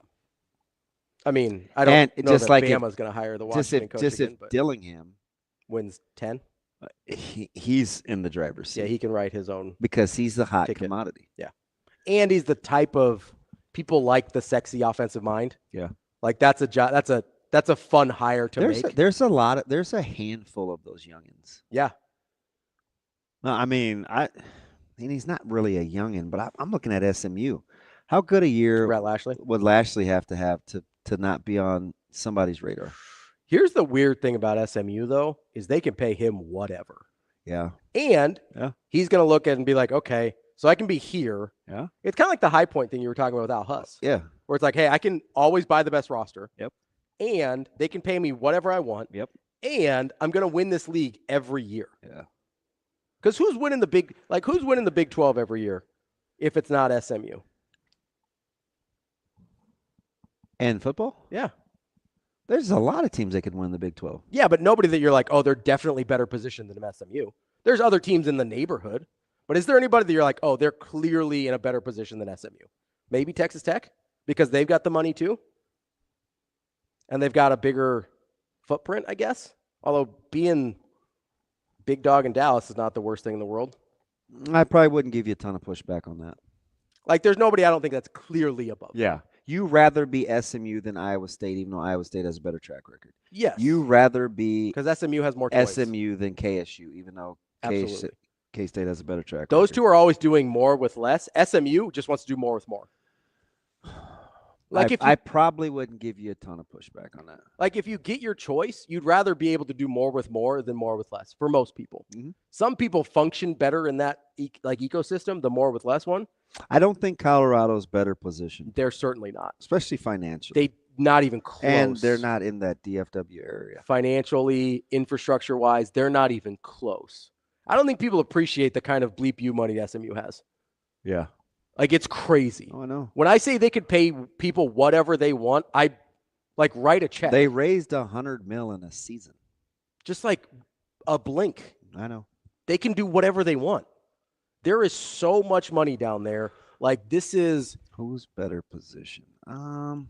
SMU is in a crazy good spot because you just have to be... They're Gonzaga. They have the potential to be Gonzaga, where they're just... You know I like them, and they kind of do their own thing. Who? What about BYU? BYU's interesting because they also have bleep you money. Yeah. That's the other thing. Yeah. But we're talking about... And they operate... They operate their own way. Now, I get some of the restrictions. Yeah, which is not going to It's be not attractive always to everybody. appealing. Yeah. To for an recruits. 18-year-old who wants to have a traditional college experience. But they march, their drum definitely has its own beat. I do think the moral code is limiting. I really do. They can spin, though. They can. But we saw a really good Jimmer Fredette team have their second best player kicked off the team because of that. Yeah. Not that long ago. And now we get maybe their program's best. Fredette was their best player, but now he's going to be best in pro Lincoln. prospect, He's probably. going to be in Lincoln. Best pro prospect. Yeah. AJ DeBonsa. Yeah. Yeah, it's really interesting, though, because I do think if you're Rhett Lashley, I think it'd have to be like a crazy, crazy good job to leave. I don't know. Like, there's going to be some. I know Big Ten and SEC are going to be the big boys, but as long as I knew it. How old do you think? I'm talking about young up and comers. How old do you think Rhett Lashley is? 34. He's 42. Oh, I thought he was a little younger. That's still really young. Yeah, that's pretty young. Especially because he's been around a while. Yeah. But I thought he was a little younger than that. There's just a handful of those guys. Like under 45. That, what happens in Auburn. This is a huge year for them. Yeah, Hugh Freeze has to win. I mean, do you really want to open up Auburn again? Here's the problem, though. If Hugh Freeze isn't winning, like, you sold your soul to win with Hugh Freeze. Yeah, I do think they'll. You know what I mean? Well, I took Jackson Arnold, so I'm banking on You're it. hoping. Well, they arguably have the best wide receiver tandem in the conference. Yeah. I mean, I'm not going to push back on that. Arguably. I mean, whoever you put next to Ryan Williams is going to have an argument. He's so good. He is really, really good. I actually think he's underappreciated. I do too, because everybody got enamored with Jeremiah Smith, and he's really good. But Ryan Williams is phenomenal. I think Ryan Williams is underappreciated. Ryan Williams is phenomenal. But I do think there's going to be a certain appeal to some of these Big 12 and ACC jobs where it's like, yeah, if I have a direct path to the playoffs still, this might be a better job. Because you're going to be able to win. Like, listen, I understand. Because at some point, making the playoff for some of these SEC teams isn't going to be the bar. Yeah, and I'm just thinking about the schools that are going to open up. You could potentially have an opening at Wisconsin. Yeah. You have potential opening at Florida State. Florida. Probably not Miami, but maybe. LSU. Auburn. Yeah. Yeah, for sure. What's USC going to do? He's probably got one more year if he struggles. Probably. It just can't go off the rails. Right. It can't go Norvell last year. But he probably gets one more year because of his track 7 record. wins, he's fine. Yeah. They'll be pissed, but if it's 4, yeah, that's a different conversation. Then we're having a different story, right? Yeah. And let's be honest, if Maeva gets the turnover bug, actually, it could be 4. It's just going to be who jumps ship recruiting wise. That's the thing. Because if class stays intact, he's probably fine. Guy. Yeah. He's probably fine. Yeah. But man, there's going to be some interesting jobs open. But I do think you're going to have to look, like, really evaluate. Like, if you're Dabo, do you really want to go play around in the SEC? So, what was your answer to the question when I said I'm not saying 2015 to 2021 reset, but does Clemson have another run in them? Probably. Because Klubnik goes. I mean, they're going to get crushed by the draft this year. Yeah, next year is going to be rough probably, but I think he's sort of weathered this time period has passed him by, and now that the school can pay directly, that probably makes him a little more comfortable in terms of building his roster. I still don't think they're going to be heavy transfer portal players, so it may take a couple years for him to figure out or to him to rebuild the roster, but as long as Clemson rides with him, I think they have another shot. If you're Jonathan And Smith, I don't can you win enough games to go someplace else? Maybe not this year. Give me 2 more years, maybe. He's another really good coach we don't talk about. Michigan State's a hard job, a harder job than people think it is. I know. Like, what D'Antonio did for a long time there is, like, really impressive. Well, I don't know. You if SMU is spending that kind of money, maybe that's the. You didn't like Miami. You didn't like FSU. You didn't like. Although Miami's interesting because I think they'll spend. But Friday, you thought it could be SMU that moved into that neighborhood ahead of North Carolina? Yeah, I think so. Not long term, but this year. Maybe long. North Carolina, I don't know what to do with because I don't know what the Bill Belichick situation is. I don't know how much money they want to spend on football versus basketball. There's some things about North Carolina, even though I think they've got everything they could want, that I just don't know where priorities are. Remember when we thought they were coming to the Big Ten? Carolina? Mm-hmm. Yeah. I don't know what priorities are there. But I think regionally that might be a reason that. And I think I said Last SMU's in the week Big is 12 pissed. they're in the ACC, but Pardon? I think I said Big 12 for SMU earlier. I meant ACC. Oh, I don't know. I'm just. Yeah, but yeah. I'm talking ACC. I put them both together because they're kind of in the same neighborhood. Yeah. Like the Big 12 and the ACC are living the same life right now. They just. Okay. I could see Lashley taking a better job. I'm just saying I think there's fewer better jobs than we think from SMU. Is that fair? We'll see how much money that conference gets. That's true. I'm not sure it matters for SMU how much money the conference gets. They voluntarily didn't take any for the first couple years. They're just like, no, we're cool. Yeah. That's the hard part with SMU is I think their conference surroundings matter less to them than they do to other people. I think. But at some point, a coach wants to have a chance to like win. You don't think they can? That's the $1 million question, or $20.5 million question, as it were. Again, I still think that's the floor. Probably no, it is. That's the floor. SMU's roster is going to cost way more than $20.5 million. And they'll figure out a way to do it. Coming up next, we're going to talk to Joel Lorenzi, talk a little Thunder basketball as they even up the finals here on Hurrdat Sports Live.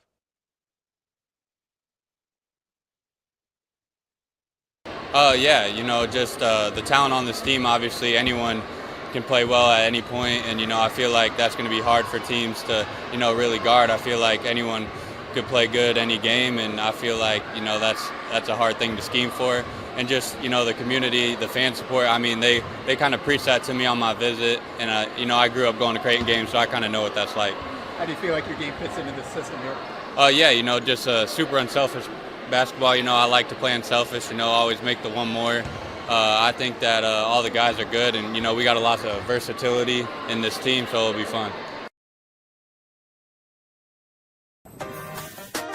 I'm Ravi, Lulla. I'm Kenny Bell. We're here from Hurrdat Sports. Don't worry, Metro Transit has you covered right here on the ballpark bus. Gonna run from right here down by the stadium, north of downtown, all the way up to Dodge Street, making a circle to drop you off wherever you need to go. Oh, beautiful. So what's it cost? It is free. It runs every 10 minutes, and it'll run almost all day until an hour after the last game. Or Kenny, if you're like me, you don't want to deal with driving downtown at all, Metro Transit has you covered there too. You can park out at West Roads for free and get a ride downtown through Orbit. That's right. They added an extra Orbit stop at 10th and Capitol. Only $1.25.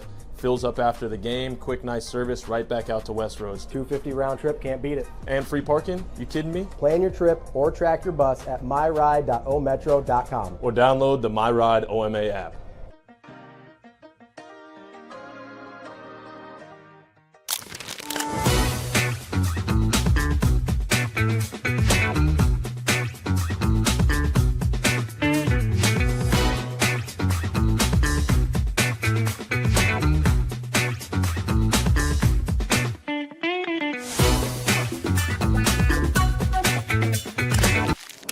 Ask aspirations can drive us. Sometimes a simple gesture is what fuels the pursuit of a dream. When it's time to make your dream a reality, we are here to help.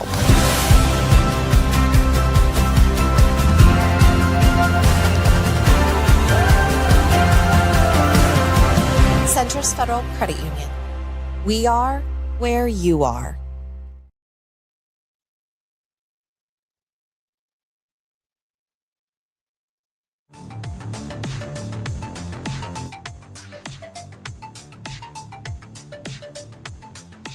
You're listening to Hurrdat Sports Live.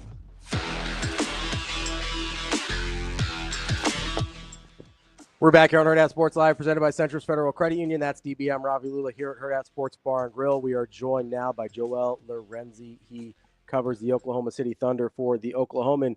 Formerly in a past life, used to hang out with us quite a bit up here in Omaha, covering Creighton. What's up, Joel? How you been? What's up, man? It's good to hear your voice, man. Listen, we gave you I get it. You beat the brakes off those guys last night, man, but it's too late in the day for the sultry dulcetones, man. Like, I'm going to need you to get it in gear. Look, dude, the program never changed. I mean, Creighton basketball, you got to think Creighton basketball, however late I used to write then, you got to add the NBA tax to that. So this is an hour or two later. Then this is the NBA Finals. So add another hour to that. Wow. So what are you going on, about three good ones maybe? Yeah, I got like 3.5, 4. That's not terrible. And then plus with this soft schedule playing every 38 days, can we kind of speed this up with what's going on with the finals, or are we on this LeBron thing where we're lobbying to get a month off between the regular season and playoffs? Wow, what an elderly complaint. I like the 2 days off. Wow. I'm not that old. The 2 days is the 2 days is fine. It's fine. That's a cold shot, Joel, man. Welcome NBA back. fans just love to complain, man. It is weird for a sport that's already under the microscope. Its own fan base does eat it alive. I'll give you that. Yeah, I'll give you that. Yeah, I think fans complain so much, during the rest of these playoffs about there was only 1 day between games, how rigorous the schedule is. So I mean, this is the finals. Like, you probably gotta, like, what's the hurry? Are you're gonna, rush so that there's like a week before the draft? Like, they got nothing to hurry for. So I can appreciate the 2 days. Is all. So, Joel, let me take you back to game one here, because obviously Thunder have a big lead for much of that game, and then we saw Indiana do what Indiana has continued to do throughout the playoffs. First of all, what was that like watching in person and kind of experiencing that? And then second, what was kind of the vibe leaving that game for Oklahoma City after it went down that way? I think, like, game one, like, that's a tough way to lose. It's also not the first time in these playoffs that they've lost that way. I mean, game one in the Denver series was eerily similar. And so they had the experience of basically a game that they controlled almost wire to wire and still managed to basically forfeit. I mean, this time you could argue, I mean, the final minute or so, they were different, but the meltdowns were similar in nature. So obviously you come out of that, like, one, I think there's dread in that, like, hey, how did we let this happen again? And I think there's dread in coupled with that feeling is, hey, like, we came into the series, we knew what the Pacers were capable of. How did we still become victimized like these other 4 teams, or like the other 4 instances where they came back on a team, down 15 late in the game because they've been the comeback kids in these playoffs. I think there was that realization for them was bitter. So I think you had all those feelings swimming. You know, they were such heavy favorites entering the series in that game, like 11-point favorites or something pretty crazy. So I think that they could taste their own blood was not a great feeling for them. But they've been the type to, you know, they only lost, I believe, 2 games in a row once this year. Dating back to last year, they didn't even lose 3 games in a row once throughout the whole regular season. So, you know, this is a team that pretty quickly turns the page. They don't really dwell on stuff. That's them buying into, you know, a lot of this. There's no other way to put it. The team's jargon, where, you know, they love to say 0-0. We're back at 0-0 after every result, and so that's them buying into that. And I thought that's what you saw last night was, you know, this is what happens when they lose in these playoffs. I mean, when it happened in the Denver series the first time, they beat them in game 2 by 43. So this is a team that knows how to regroup, and especially that game 1, I thought. And I know they felt similarly. They lost it obviously by a hair in the final second, but it was the buildup of all these things that were controllable and certainly not out of reach for them. They didn't convert on turnovers. They lost the rebounding battle by a mile. Like, this is things they look back on and like, where did we go wrong? Chet and Dub had 2 of the worst games of their playoffs. Like, these were all things that, if you even improved at them, you know, by a slim margin, you certainly would have won that game. Where do you come out on controlling the controllables versus a narrative that we kind of saw have it creep its way into it? Because really, from an experience standpoint, especially with Siakam and Carlisle, experience advantage goes to the Pacers as an advantage. And you heard some whispers, well, you know, it's part of the growing process. OKC's got to learn to win.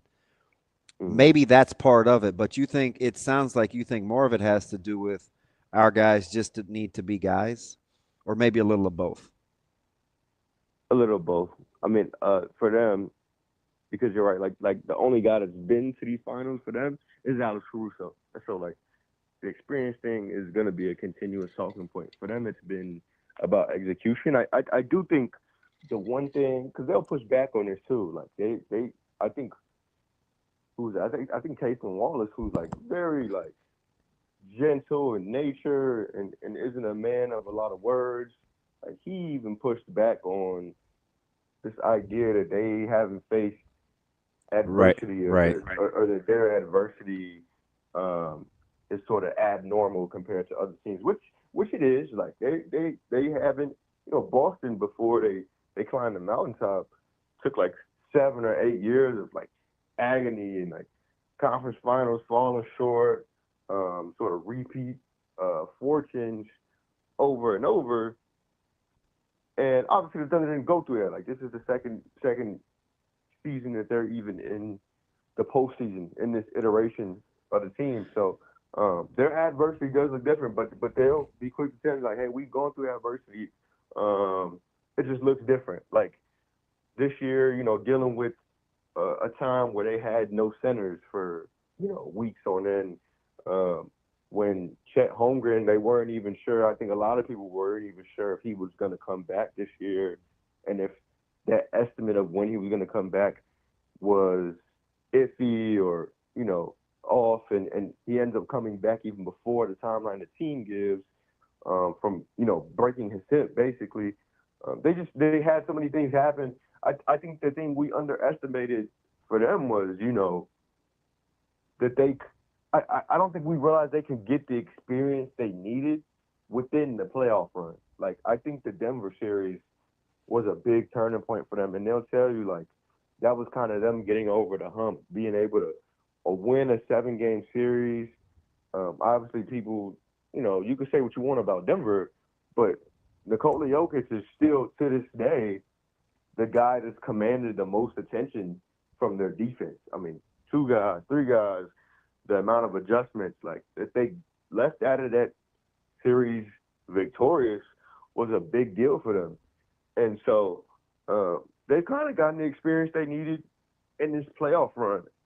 Not to say that they're just some wildly experienced team, but it is scary that, a lot of the experiences they can draw back on, even after game one of this series, it was like, hey, we kind of went through this in the Denver series. Look how we lost that game. Like, they've managed to win games a lot of ways in these playoffs, and you look back on that series, and they kind of draw back on that more than anything.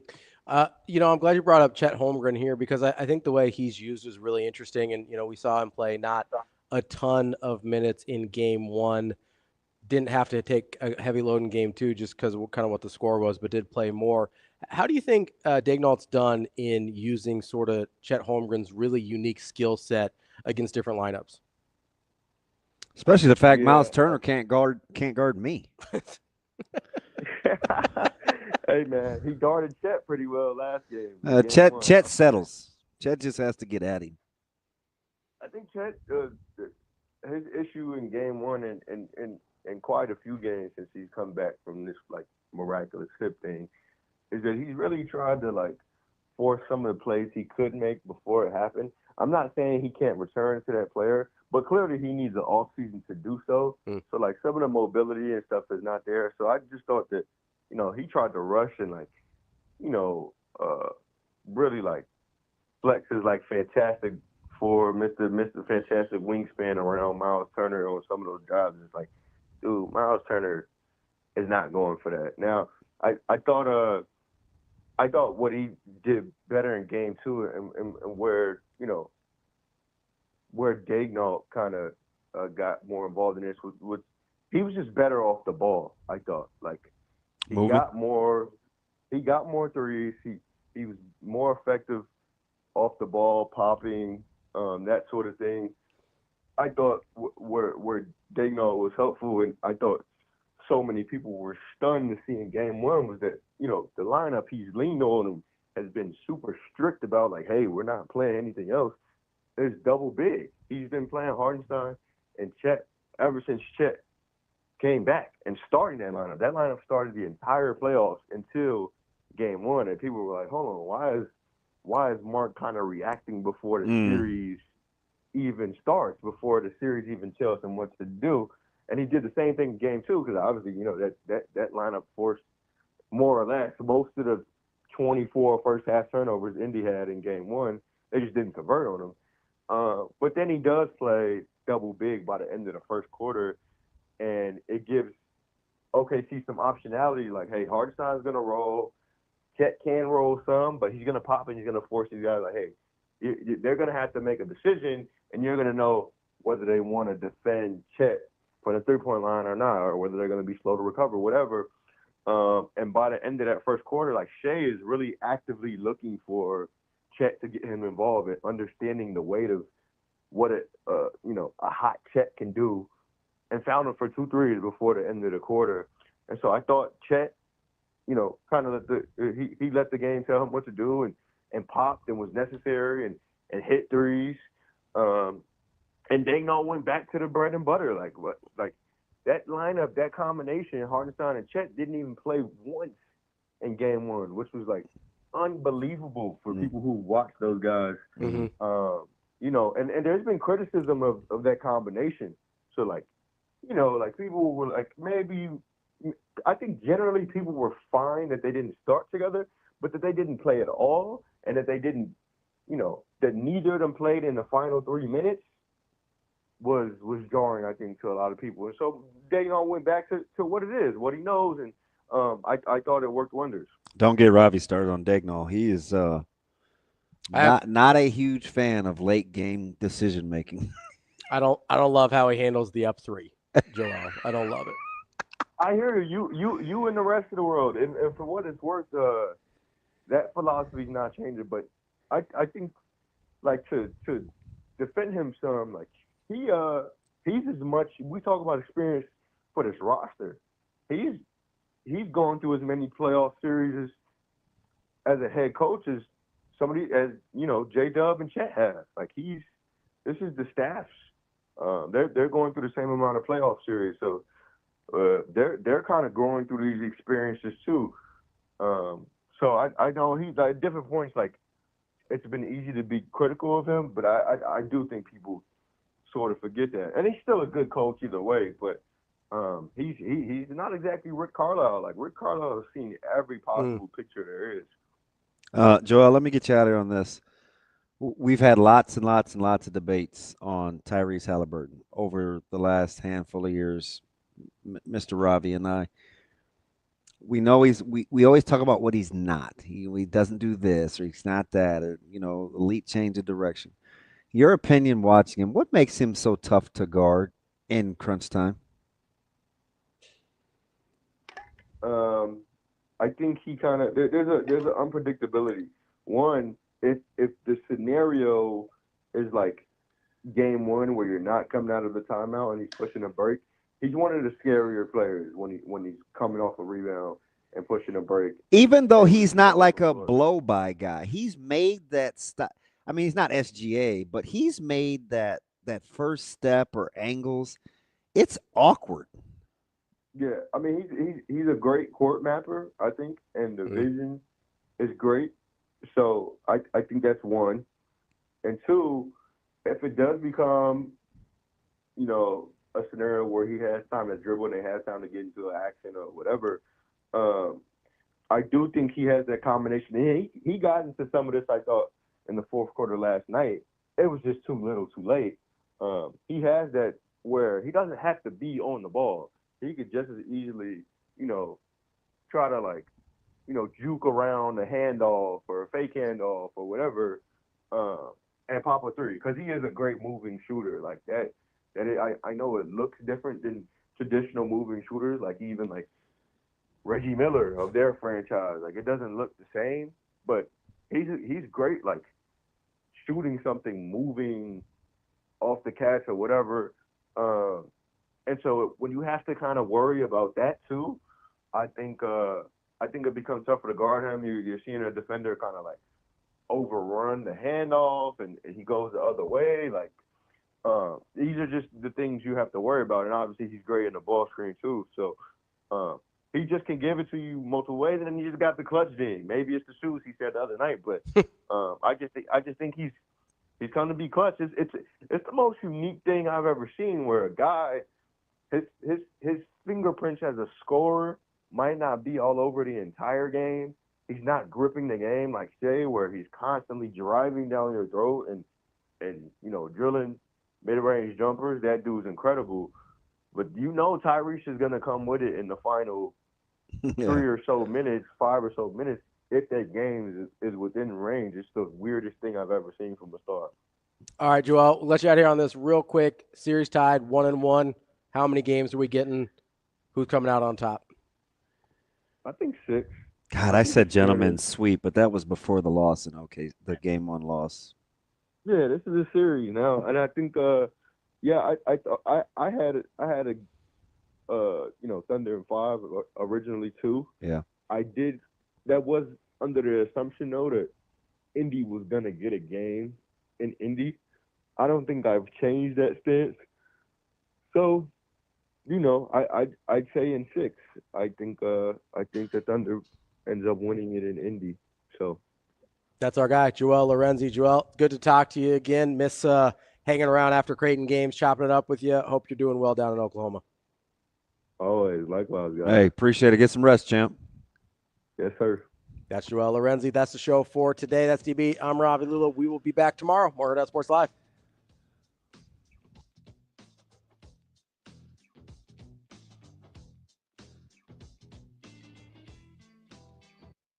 See you. Have a good day. Love you.